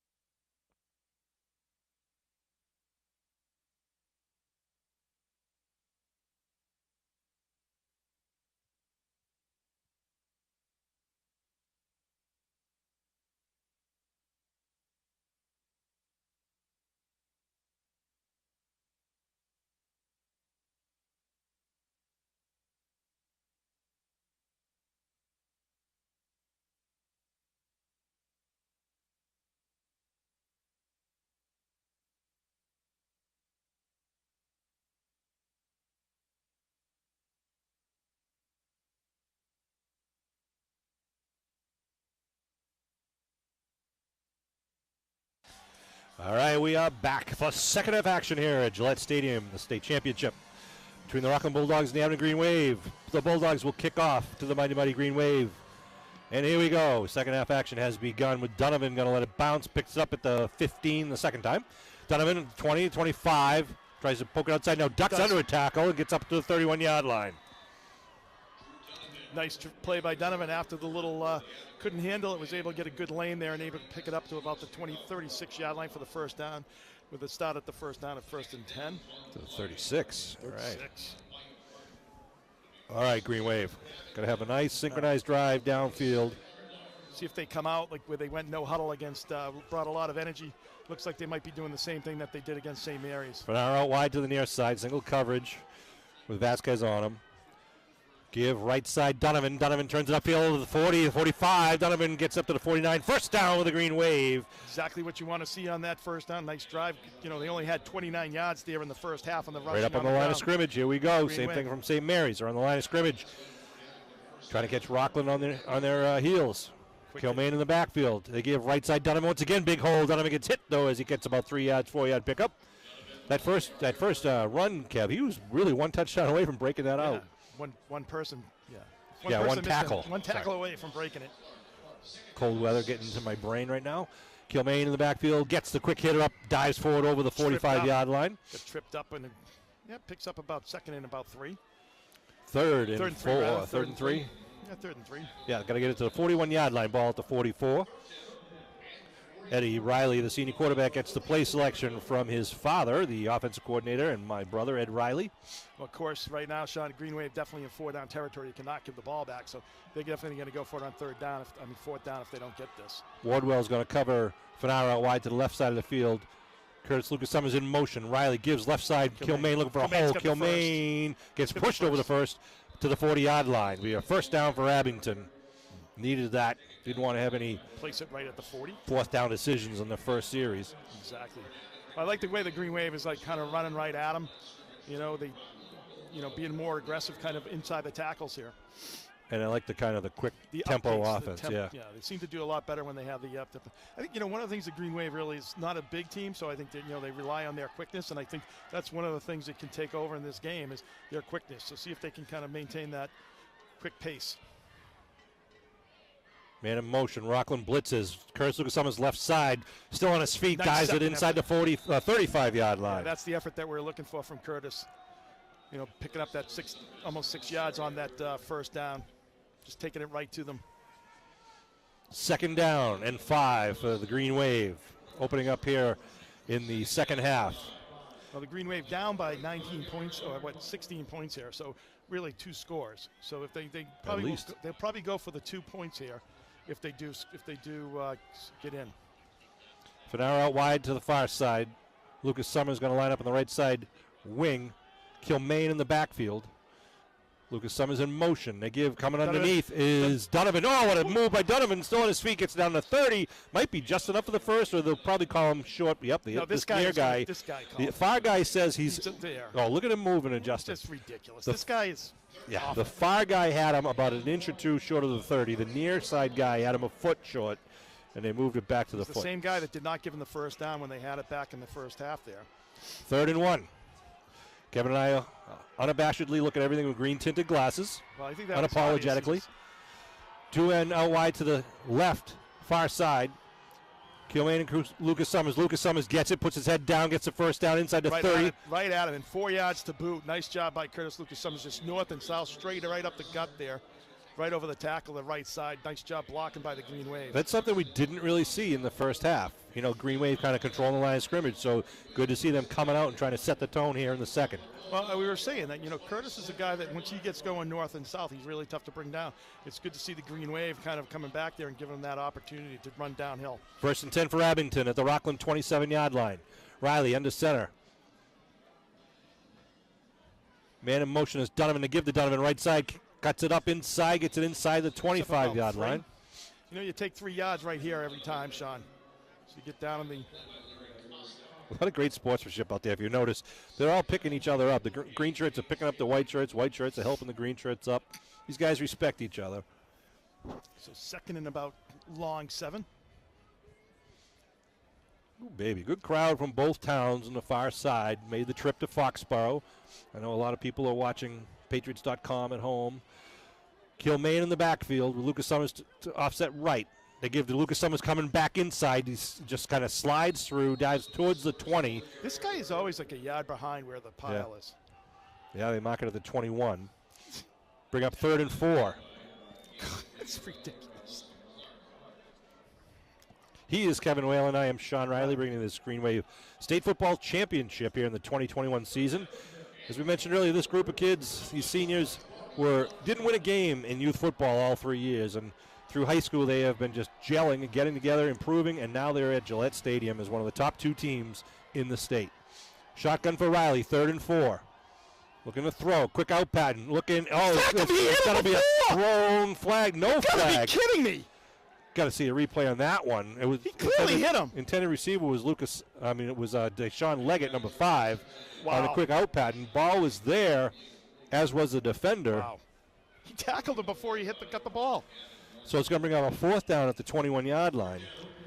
God, I don't know what you have to do to get a flag here tonight, John. Wow. They're not showing that replay on the screen we have here. For obvious reasons. Wow. 4th and 4. LaRosa out as the center, as his teammates line up to his left and right. Kilmaine, the lone running back in the backfield. Riley puts Curtis Lucas Summers in motion. Looking to throw is Riley. Riley's going downfield looking for Lucas Summers, and it's off the fingers, but there's no flag. There's a lot of contact. The Abington coaches are out in the field. Eddie Riley is over talking to the referees. How can you not throw a flag? Abington fans are booing from across the side, on the far side. I don't know. Here's the replay that we're watching. Going to Lucas Summers, number 3 is all over. He's got his arm. Jesus. I don't know how you don't throw a flag on that play. It's ridiculous. That is unbelievable. 2 plays in a row. Guy can't spot and he can't call an interference call. That is Why unreal. are you out there? 7:04. Rockland takes the ball back at their own 21-yard line. Give tackle hit from behind. Pick up a 1 or 2. Give him 3. Why don't you? Sorry. Man. I don't. 2 plays in a row. Guy has his arm. He's holding it right in front of the ref. You gotta call that. I'm sorry. That was a bad That's just call. malpractice. Kevin, I got to agree with you on that one. I mean, it wasn't really even incidental contact. I mean, it was, coverage was there, but you can see our intended Green Wave receiver had one arm being held down to his side. Petri dish of incompetence, Sean. Oof. 2nd and 9. Hurl that grenade. All right, 2nd and 9. Shotgun. They flip it. No, he keeps it. Celestino trying to get around the right side. Robbins. And Abibi and Robbins are there. Nice job. Jack Robbins, number 44, and Adam Abibi, number 57. Textbook play over there. Kept him to really no gain on the play. Bring up 3rd and long for Rockland. By rights, Rockland should not get any yardage in this next play and give the ball back to Abington. But I know. That's just awful. Especially when you're down, you're only going to have so many touches at the ball. And you got these refs that just won't make a call for some reason. I don't know if the MIAA tells them they can't. I don't know what the story is. Ball's marked to the 20, 3rd and 11. Potential passing play here. How about a pick 6 for the Green Wave? I love that, Sean. Love anything that's positive. 3rd quarter action, 5:38 and rolling. 23-7 is the score. Rockland with the lead. I'll settle for a big spot and a big stop and getting the ball back. Looking to throw. A little slant pad going to be incomplete. So that's going to bring 4th down at the 20-yard line. Well, I think, the Green Wave at this point, when you're on defense, just hold and hit them because it doesn't matter. They're not going to call it. So 4th and 11. They're going to have to punt, you would think. That'll put the punter back inside his 10-yard line, or just about his 10-yard line, depending on how deep a drop he wants. Donovan and Fanara are going to be standing at about midfield to await the kick. Esposito stands at his 8-yard line to await the snap. It's a pretty short drop. It's only about a 10-yard drop. High snap. No big rush. Ooh. Ball bounces to 50, picked up by Donovan. Donovan fakes it, keeps it, turns back inside over the 50, down the 45, to the 40, 35, 30. Donovan then steps out of bounds inside the 30-yard line, or at the 30-yard line, they mark him. almost going to be a little running into the kicker call, but it was the Greenway play kind of stopped, and then I think he more like when the guy fell Yeah. down, he kind of rolled on after it. So would have been kind of falling down on the kick more than running into him. Donovan with an electric run down to the Rockland 30 gives the Green Wave, again, good field position here at the 5:13 mark. Well, they got to definitely take advantage, Sean. I mean, you're just running out of time and opportunities here. You know, down by 16 points, you got to get the 2 scores plus the 2, PATs, 2-point PATs to tie this ball game up. Yeah, I like the quick hitters, trying to soften up the line a little bit here. Ed Riley trying to get the offense lined up in the right place here. Robbins over to the right side, 2 men in the backfield. Riley puts a man in motion. That's Donovan. Looking to throw is Riley. Looking for Fanara. Then he puts it out to Donovan at the 30. Donovan looking for some blocks. Cuts it back. He's still on his feet in the 25. Donovan's just going to be pushed down at the 22-yard line. That's just Pickup a of great 8. run. Literally making something out of nothing there. The last 4 or 5 yards is Donovan picking up 8 yards, putting him in great position there to get the to get the touchdown. How about Riley? Calm, cool, and collected there. They were going for Fanara down the left sideline, but he was double coverage. Made the smart decision not to go for him. Well, one of the things here with Rockland, what they're doing is they know Abington likes the big play, and what they've done is they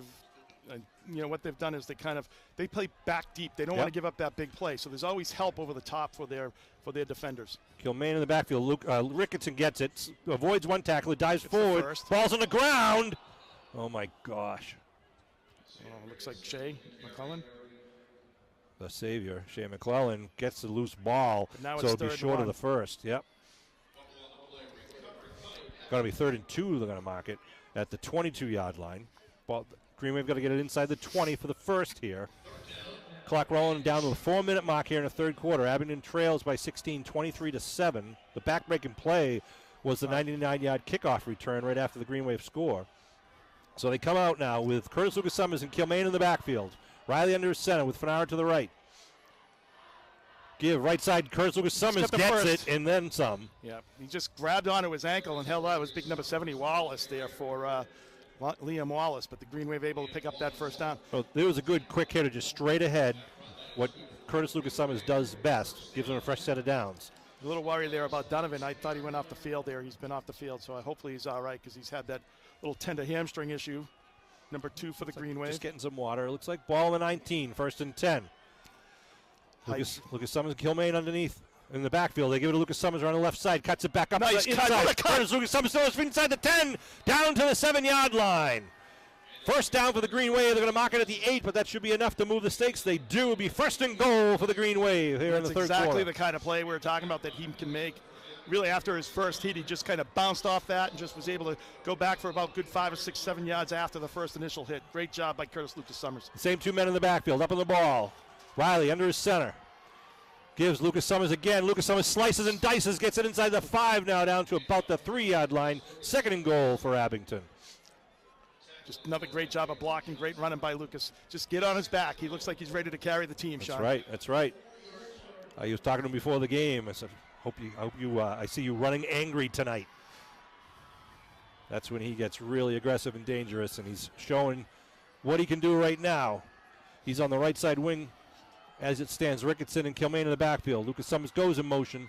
They give to Kilmaine. Kilmaine's in. Touchdown, Muskegon! A 3-yard touchdown run by Mason Kilmaine puts the Green Wave on the board here in the third quarter. Green Wave's going for 2. At this point, the 1 point does not do you much good because if you make it 23-14, it's going to be 9 points. Of course, you can't score with a touchdown, so you still will need 2 touchdowns if you or a touchdown on a field goal. So going for the 2 points, making it a touchdown game, an 8-point game. Woo, baby! I know, back and forth. 30-yard drive after the great return by Donovan, number 2 for the Green Wave. LaRosa comes out over the ball here for the 2-point PAT attempt. In the backfield is Donovan and Kilmaine. They stack it on the right side. Actually, Riley's on the right side. Motion. Motion by. He's going to move it back 5 yards. That was going to be a direct snap to Donovan. I'm surprised the guy on this side saw that, John. Exactly. Abington a little overexcited there. Going to punish themselves and move it back to the 8-yard line now for the try. I'll definitely make it a passing situation here now for the Green Wave to try. You think? Yep. Well, I would think, Yeah. Although they've been moving the ball fairly well on the ground at this point in the second half. Really, just before the half, and Yeah, now but they've 5, 6, 7 yards isn't enough, though, for the conversion. They have Van Luling out wide to the far side, Leggett out wide to the right side, to the near side, slots in each side. Shotgun for Riley. They put motion to the right, stack it up on the right. Riley rolls right. Riley looking to throw, gets hit as he throws. It's going to be incomplete. And that was 27, I believe, coming in. Armstrong. off the left side. So the PAT is no good, but the Green Wave put 6 on the board, making it a 23-13 game with a kickoff to come. Ooh, baby. Sean Riley, Kevin Whalen bringing this Green Wave Well, 2 football minutes. action. Yep, 2 minutes and 23 seconds to go here in the third quarter. I want to send a shout out to our Green Wave cheerleaders who are on the far side of the field. We have Lindsay Augusta, Kelly Bolger, Jamelyn Boyle, Elizabeth Campbell, Taylor Dambra, Maeve Duquette, Jada Flavin, Michaela Gunning, Olivia McGuire, Emma Maley, Maddie Murphy, Jillian Park Page, McKenna Perry, Lola Rivas, and Emily Simonetti. Thank you, girls. 5 seniors there this year. Great job by all the girls. You all did very well in the regionals recently. All right, the Green Wave will kick off left to right. Across your television screen, one man back deep in the middle at the 11-yard line for Rockland. A high end-over-end kick again, going to drive him back. Going to bounce and roll into the end zone. Will be an automatic touchback. No, if the ball goes in the end zone in high school football, there's no return allowed. It goes immediately to the 20-yard line. Is it 20? Yep.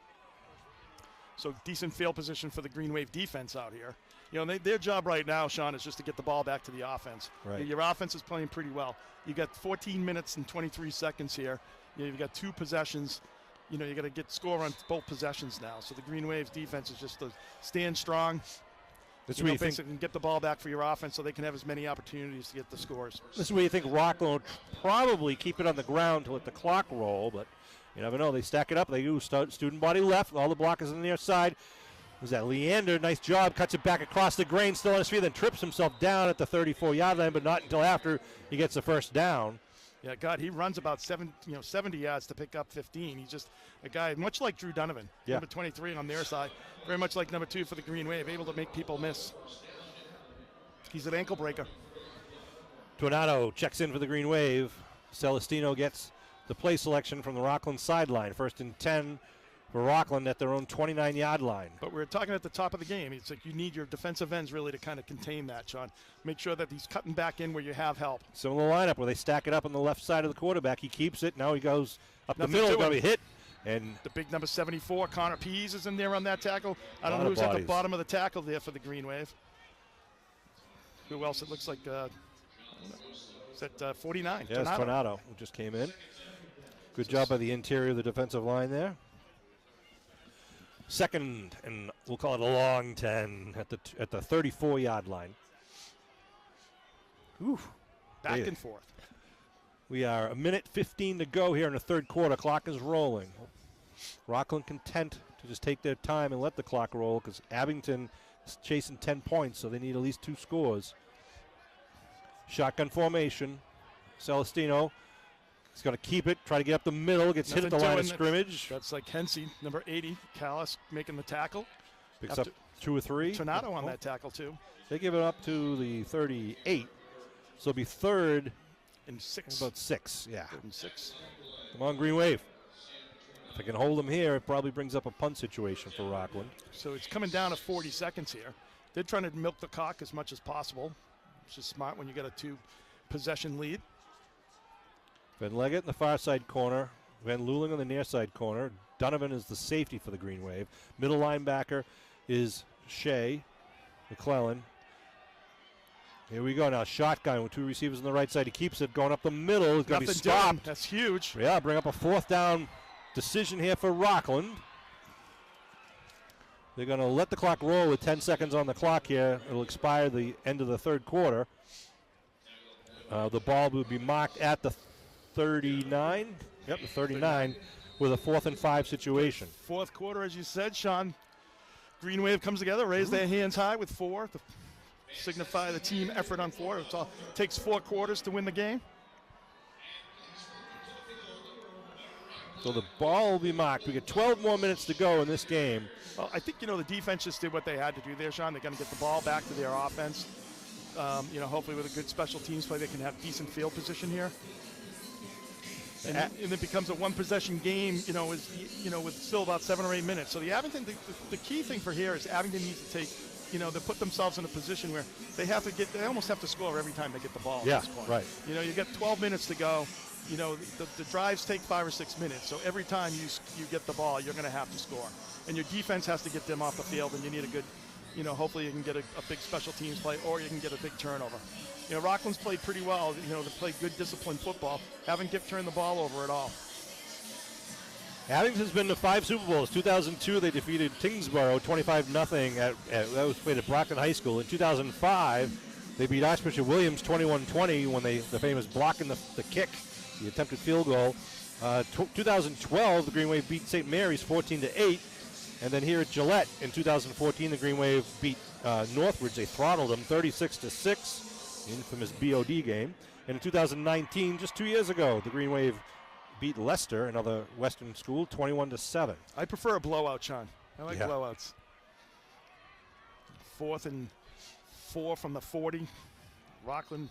Almost 5. 4th and 5, just inside the 40. Rockland comes up to the line of scrimmage as if they're going to go for it here. I think they're just trying to get Abington to jump off. Don't jump off sides.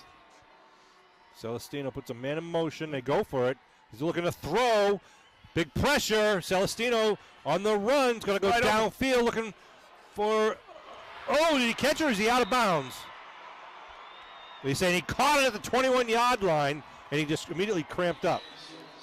Are you kidding me? Drew should have just tackled him, because they're not going to call it. But nice catch, nice throw. Wow, that's a dagger, Sean. Who was that on the reception? I want to see if... Well, the ball kind of hit the ground. Oh, it's number 80 once again. They're looking to see He definitely trapped. Man. He trapped that ball. If we had instant replay.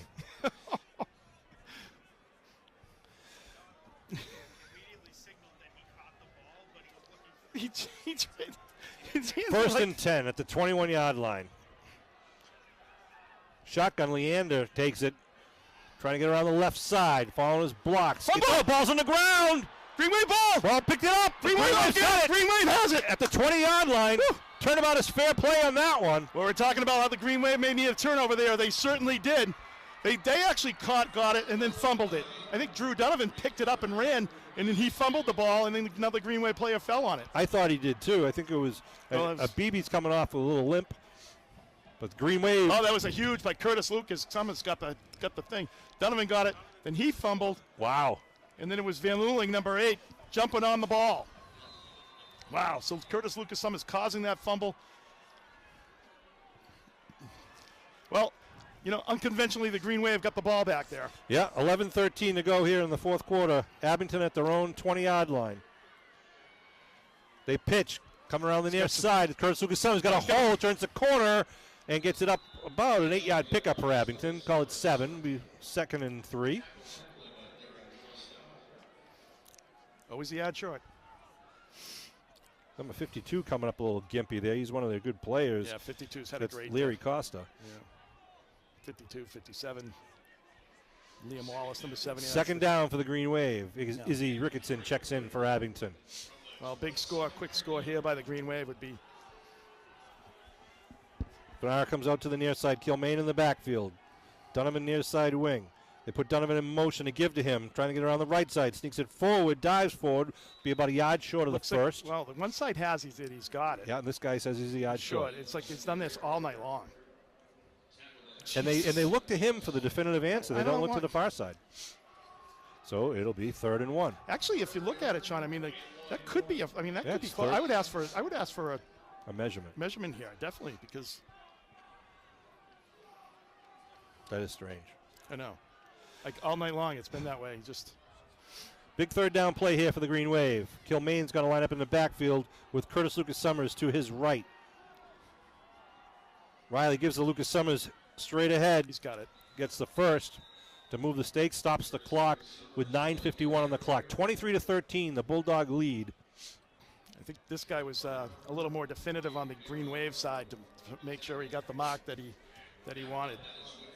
So it'll be 1st and 10 at the 31 now. Riley comes back off the sideline. Gives the play to his teammates, the South Shore League champions, the Abington Green Wave. So we got to score quick. Kilmaine in the backfield. Riley puts a man in motion. Looking to throw is Riley. Looking for Fanara. No, he's going underneath to Robbins. Just goes off his tips of his fingers. Fanara looks like he's stretching his hamstring, as are a few other guys out there right now. Yeah, that was Robbins, just a little bit longer. Yeah, Robbins is Robbins is grabbing his hamstring. a little cramp. Yep, he's stretching it out on the sideline right now. Second down and 10 at the 31-yard line. Well, the Green Wave has to at this point in time, John. Whatever situation is, they got to get the first down and they got to keep the ball. So they're going to go for it on all 4 downs here. 2 receivers line up on each side. Riley in the shotgun. Riley rolling, got some pressure. Rolling, goes downfield, looks for Fanara, gets it at the 44-yard line. First down. And a tender hamstring, it looks like. Yeah, he's cramping up. They're all cramping. Yeah. I don't know if it's the turf.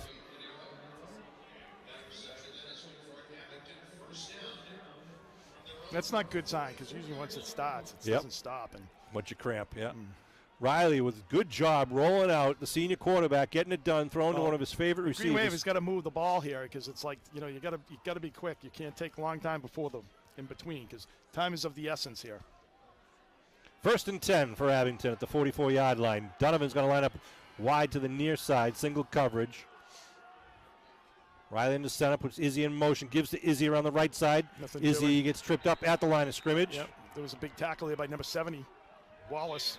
Liam Wallace just kind of got on his back and brought him down for no gain.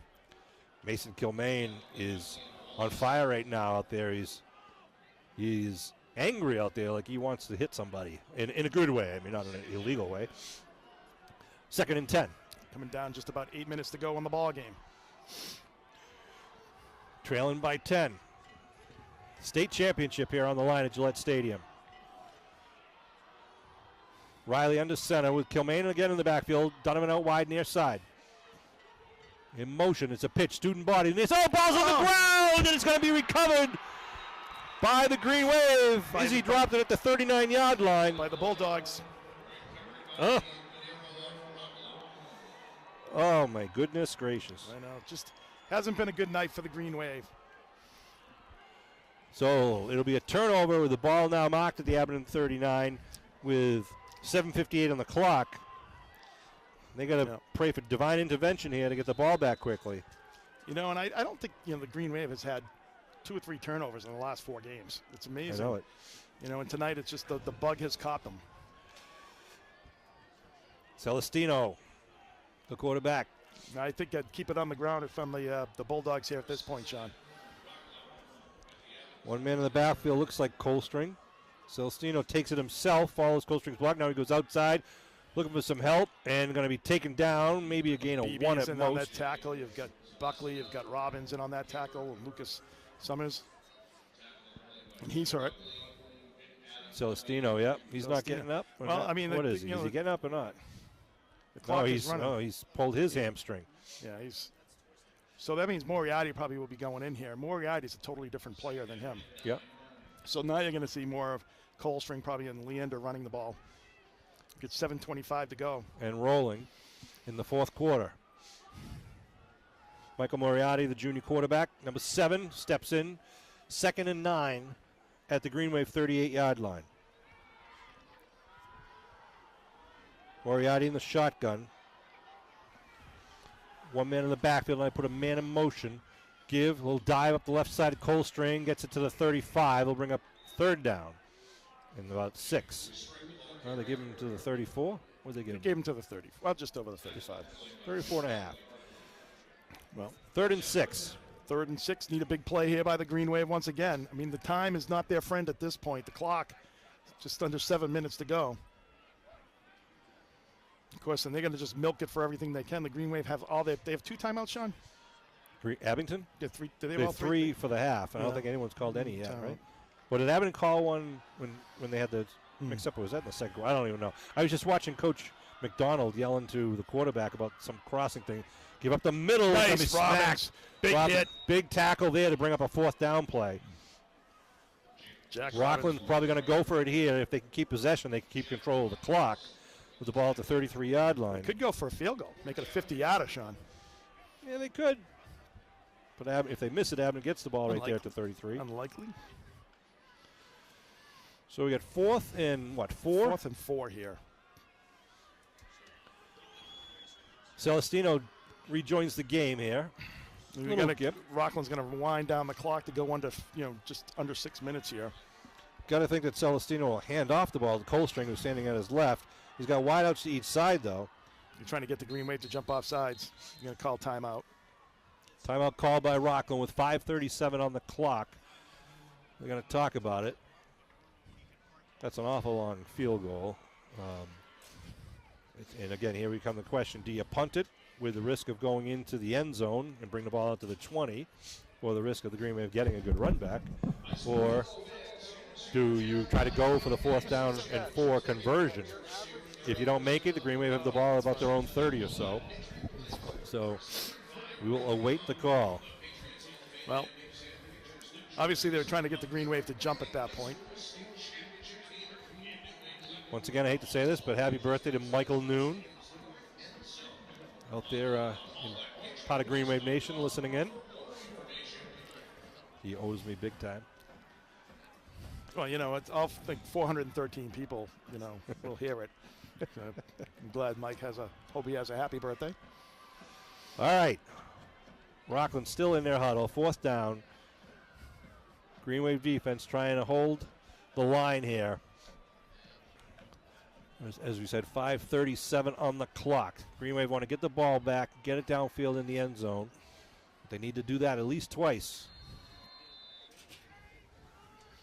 Absolutely. I mean, they need obviously, in the clock, as we said, Sean, is under 6 minutes. So the Green Wave, it's got to score, and that has not been something that the Bulldogs have let them do. Here they go. They stack it up on the left side once again. This is usually the direct snap, and they just follow the blockers. That's what he's doing. It's Leander. Now he cuts it inside. Leander gets hit, though, by Connor Pease. That's not enough for the first down. Connor Pease, huge. I think that was a huge error on his part to cut back in. That's where the Green Wave strength was right there, and just cut right back into it. So the Green Wave hold, and they'll take over the ball once again. 5:32 remaining in the ball game. Big defensive stop there for Abington. Well, we haven't seen any, trick plays by the Green Wave really this year. So let's see if the Green Wave can kind of come up with something. Well, you got to remember, it's a little chilly out there with the hands with the Green Wave. Snap. Let's They've see, got right. like They got 4 wide receivers on the near side, 1 to the far side. They set up a screen. Oh, Donovan drops the ball. It's a backwards pass. He is going to throw. He's looking. He puts it way up in the air, though, and it's going to be picked off at the 39-yard line. He's blocking him into the field. At the maybe not should not have thrown that ball. Looked like, again, I was just saying, it's cold out there. It's hard to get a good grip on the ball. But one of the things, like the Abington player was coming back to the ball, and the Rockland player was blocking him, straight out blocking him, which you can't do.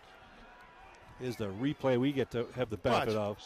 Donovan with the backwards pass, picks it up, then throws it as far as he can downfield, looking for Deshaun Leggett. Like 23.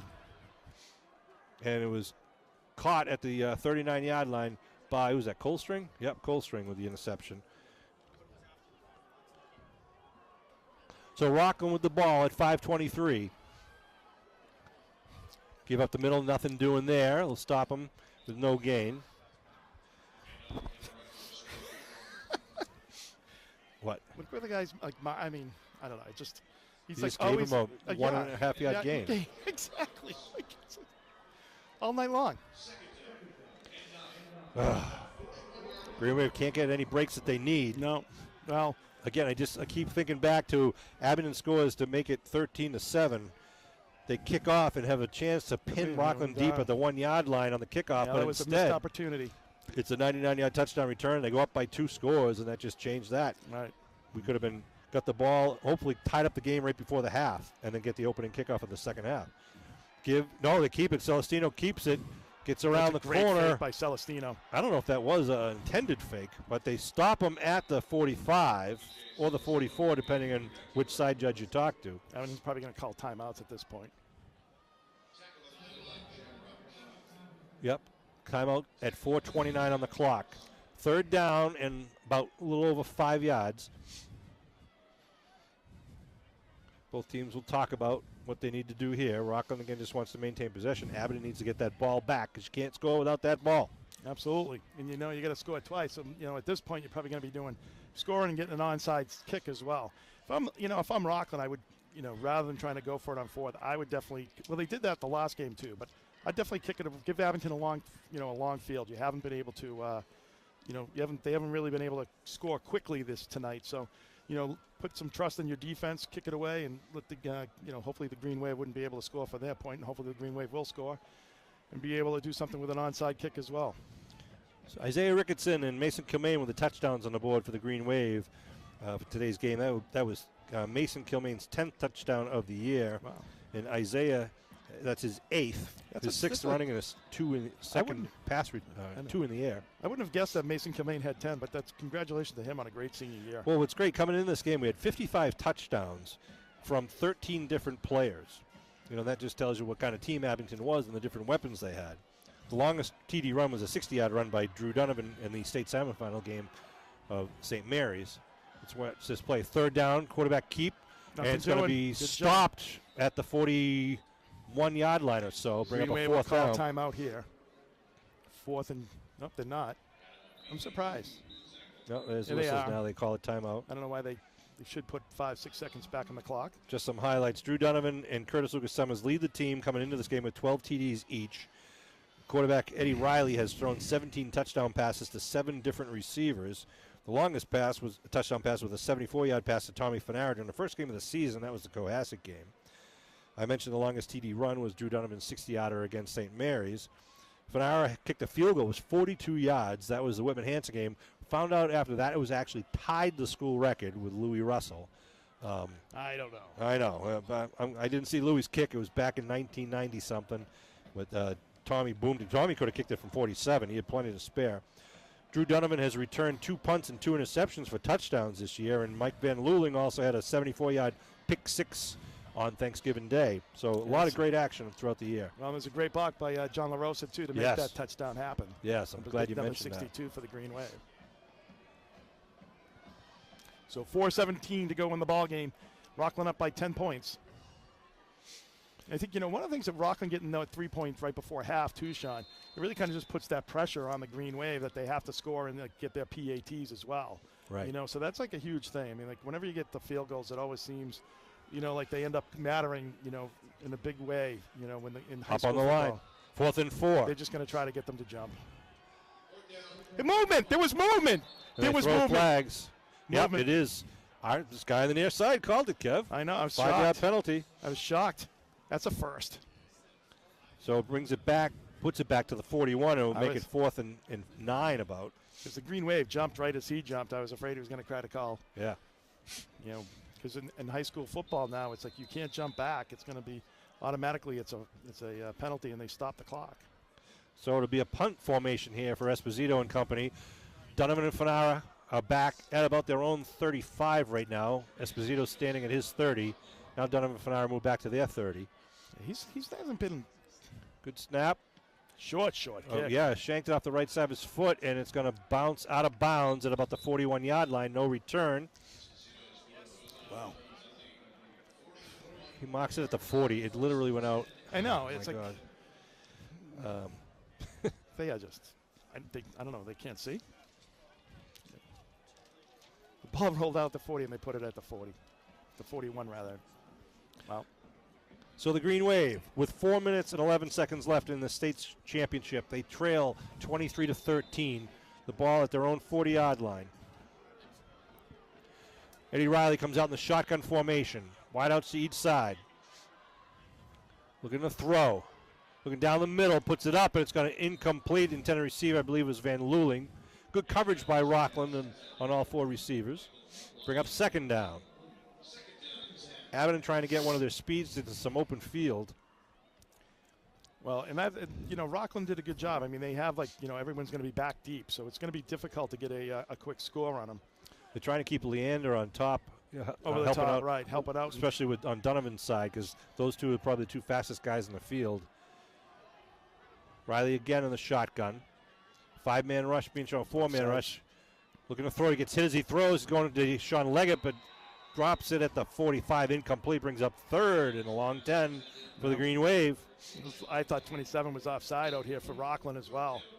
And was able to jump the count. So, Abington's got to convert. They got to get it over the 50. Right. Ed Riley, talking to Ed Riley on the sideline. Do they, with Rockland kind of being in a prevent type defense, Sean, do you at this point maybe throw like a pitch to the outside, try to get the edge, and then you can still get the ball out of bounds, to stop the clock, get some yardage to make it a makeable fourth down. Let's go Green Wave. Fenauer in the slot to the tight slot left, Donovan in the slot right.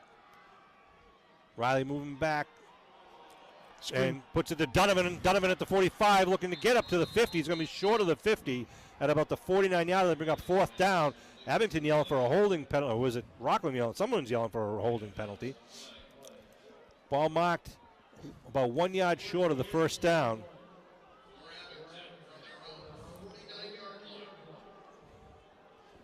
Sarge is on the PA system here. Mike Riley saying it's 4th and 1 at the Abington 49-yard line with 3:57 to go.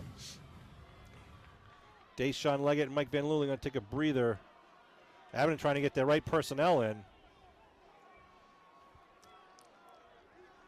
They're just looking to. They're going to watch out for a 5-yard penalty here. The guys. Well, still got time to get this play off. Fenauer out wide to the far side. 3 men in the backfield. Curtis Lucas Summers gets it. Dives forward, gets upended. He's under at the 50, though. He's right at the far 50. side guy has got him at the 50. This guy has the him near side short. guy, of course he does. We're looking for the far side guy who has. And he moved that's in. where the ball was. And he moved in. He was. First down, thank Goodness. God. It's all my Holy Cross boys watching this game just gave us that one. Wow, that was tough, because if that was a turnover to Rockland, they would have just eaten the clock out and ended this game. 23-10 with 3:46 left to go and rolling here at the 50-yard line. Here we go. Again, they spread the formation for the Green Wave. Riley in the shotgun. They blitz. Riley puts it up. Connects. Deshaun Leggett. Oh, did he lose the ball when he hit the ground? They're saying he's dead. They're talking over there right now, saying whether he's dead down or not. They're still talking. They have no idea. They have not made a decision. His knee was down. His whole butt was down, I thought. They're still discussing whether Leggett was down, and they're saying it's Rockland ball. They're saying that he fumbled before he was down. We're going to watch the replay. We have the benefit of a screen next to us. Leggett gets it, gets up to the 40, gets hit, and he did. It was loose. It was a good, solid hit at the 40-yard line. Oh, boy. Yeah, just a bad night for the Green Wave. But you got to give them credit for getting here. They played a lot of tough teams on the road here. All these seniors have just, poured their hearts out all season long. So, great job for them all year long. Got to, give them kudos, as you would used to say all the time, Sean. That's right.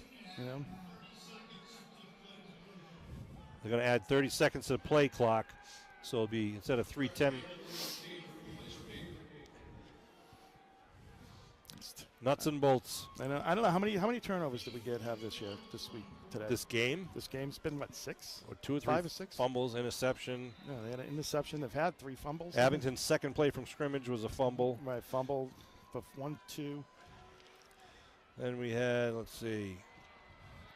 We're going to watch this first play from the 40. An interception. Give second man through. Quick dive, nothing happening. Stopped Buckley on that tackle and company.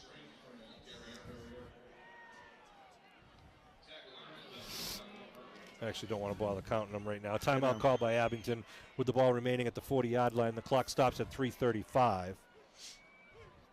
Yeah, just the Green Wave on this half. I mean, it's taking care of the ball is the biggest thing, and they just haven't been able to do that. Otherwise, I mean, this half obviously they played a lot better the second half than they did the first half. Hey, October 22nd, 2010, Abington was leading the game, and that's when Rockland scored with that. They took away the touchdown for Abington. Rockland, it was a nuts and bolts game. Rockland then scored right after that and ended up scoring twice and won the game. So it can happen. And that game, Abington was dominating on defense. Right. Yeah, they held Rockland to like negative yardage in the first half. So we bring it up 2nd down and 10 at the 40-yard line. Put your mic back in front of your mouth there, Kev. Drinking some water there. Sorry. So thought would be that Rockland would keep it on the ground because the tackle will allow the clock to keep running unless Abington burns a timeout, but they spread wideouts to each side. Celestino's going to run it himself on the near side. Big pressure. Pressure going to be taken down. Abibi got to him and didn't take him down. Celestino still back and now falls down in play instead of going out of bounds, which lets the clock run but puts the ball back at the 32-yard line. So I'll bring up 3rd and 18. 3rd and 18. So the Green Wave will probably stop them here, Sean, and then hope to, stop the clock when it's 4th down. So there's, a 40-second game clock. So they can let it roll down to about the 2.5-minute mark before they actually snap the ball on this 3rd down play. 3rd and 18 from the 32. You got to think they would run the ball. If they go to the air, there's always a threat of the interception. Going to be a sprint to the left. Oh, a Rockland timeout? Rockland calls a timeout to stop the clock at 2:47 to go. I don't know why they would. Well, unless it was like maybe they're going to get a delay of game there. Yeah. Wow. Well, it looked like Leander was going to get the straight snap there, number 23 for the Bulldogs. Yes. Sean Riley and Kevin Whalen having the pleasure of bringing this Abington Greenway football for another season. It's about our 30th year of doing this. I want to thank Kevin Tachi and Matt Nelson for helping us out throughout the season. And today we also have Matt Lyons and Mike Simmons out there on the field. We can see the two teams lining up for the next game. Situate to our left in the tunnel and Duxbury to our right in the tunnel. I want to wish them both best of luck representing the South Shore League once again. Or the South Shore, I should say. Of course, Herbie Devine, a former coach from Green Wave. That's right, and one of the Coach Kelleher tree. Duxbury receivers, Matt Selesky of the Murphy Danke Selesky family. Bobby Selesky, right now? Is that Murphy Dansky? I didn't realize that. Oh, good. Playing for Duxbury? Joanne Murphy, Joanne Selesky. Oh, okay. Joanne, sister of Marianne Murphy Dankes. All right, here we go. 3rd and long for the Bulldogs. They have wideouts to each side, one running back with Celestino. Celestino with a shotgun, keeps it, goes up the middle, gets no gain really, 1-2 on the play. Green Wave calling timeout. Have they? No, not. Nope. Ball will be 4th and 15 now at the 35. And you would think they would kick? Is Abington out of timeouts? I don't know. I lost track myself. You would think they would kick. Clock is rolling, 2:22 and counting. Donovan's going to be the sole receiver back inside his 40. Moriarty calls the play, but it will be a punt formation for Esposito. Moriarty, the quarterback, is the up man at the 30. Donovan back at his 35. High snap, big rush. Kick is high. Donovan's going to go to it, but going to be out of bounds at about the 38-yard line. Let's see where this guy I was going to say, was he going to put it at 36? 37. Unbelievable. It's unbelievable. I mean, we have, the perpendicular view, so it's easy to see, but. I mean, the ball went out clearly at the 38-yard line. 1:56 on the clock, 1:56 remaining in the season here. Abington with the ball at their own 37-yard line. Leggett out wide to the far side with Van Luling. Donovan near side up on the line. Shotgun for Riley. Riley looking to throw. Looking right side. Goes down. It's going to be connected. It's going to be hook and pitch. The ball's loose on the ground. And no, it's called incomplete. They're saying that he never had control of the ball. That's a good fortune for Abington. Rockland can't believe that. It would be called an incomplete pass. Try to do the hook and lateral. Now, he did have Donovan coming across, and the Rockland player did a good job of being able to get his arm around Fanara's arm as he was trying to pitch it. But it was very quick and kind of instantaneous. So, 2nd down and 10 at the 37. This is one of those situations where if it was Rockland had the ball, they would now score on this play because of that controversial call. Right. We'll see what happens. They send trips to the right side. One on the near side is Donovan. Minute 49 to go. They get double coverage, really teasing with Donovan. Riley spins, big rush, connects to Deshaun, and he's going to be taken down short of the first down. Riley took a big hit in the backfield. I think that was Liam Wallace. Green Wave's got to get up on the thing. There's like only a minute and 35 to go here. 3rd down and 4. You got to get out of bounds when you're. Riley in the shotgun. 5-man rush. They throw up, incomplete. Goes through the hands of the intended receiver. Bring up 4th down and stops the clock at 1:23. I want to send a shout out to our seniors. Drew Donovan, number 2. Number 3, Tommy Fanara. Number 5, Deshaun Leggett. Number 8, Mike Van Luling. Number 12, Eddie Riley. Number 28, Mason Kilmaine. Number 31, Curtis Lucas Summers. Number 44, Jack Robbins. Number 49, Sam Tornado. Shea McCullins, number 53. Adam Abibi, number 57. John LaRosa, number 62. We'll get to the rest in just a minute after this play. Job well done. 4th down at the 43. Riley looking to throw. It's got Puts it Fanara up in the air, looking for Fanara. Ball's in the air, thrown down, and no flag, so that'll be an incomplete pass. Continue on. Brian Lopes is a senior, number 68. Josh Whitman, number 72. And Hensey Calise is number 80, and Liam Murphy, number 83. So with incompletion, that's going to be a turnover on downs with a minute 17 to go, and Rockland need only kneel down twice to end the game with a 23-13 victory. Congratulations to Nick LaCory, the head coach for Rockland and the Rockland Bulldogs. Well deserved. Played a good game tonight, 23-13. They did. Rockland fans showing their pleasure with their team. It's been a great rivalry. Not going to taste good for Abington. Ball at the Abington 43. Celestino's just going to kneel down, let the clock roll. Be a quiet bus ride home for Abington. Somewhat boisterous for Rockland, I would assume. Kevin, I want to thank you because it's always been fun doing this with you throughout the seasons that we've been doing it. Hope you'll be back next year. Yep, to you as well, Sean, and Matt and Kevin as well, and everyone that helps out on the behind the cameras. Appreciate their help. I want to thank Pete Serino, athletic director, and Bud Madden, all the help that they do behind the scenes, and all the parents have been helping us out. The things that everyone does to chip in to make this a great community. They're waiting to come down. Celestino kneels down with 39 seconds on the clock, and that's all she wrote. The Rockland Bulldogs will take home the Aganis Trophy for Division 6. Abington has nothing to hang their heads at with an outstanding year. They were 11-1 coming into this game. The only loss being Rockland. And Rockland actually won the game the last 4 years. Well, the last 4 times Abington's met. Abington won the previous 8 years before that. So the teams will line up at midfield for the handshake. And again, as I said, they respect each other. Each team wanted this bad. Each group of alumni wanted this bad. I wanted this bad. But It just wasn't meant to be tonight. Wasn't your night. You got to give Bulldogs credit for what they did out there today. Again, I'll say that Celestino kickoff return was the play of the game that just kind of ripped the scab off the wound there and turned the tide. Something the Green Wave couldn't bounce back from. A good Rockland defense once again. Abington had their opportunities, but too many turnovers. Didn't take advantage of certain times when they were down inside the red zone. And only one team can walk away here victorious. Absolutely. So good job. Congratulations to Rockland. Great job by the Abington High School team. 11-2 is nothing to sneeze at. No. Some great accomplishments by Coach Kell.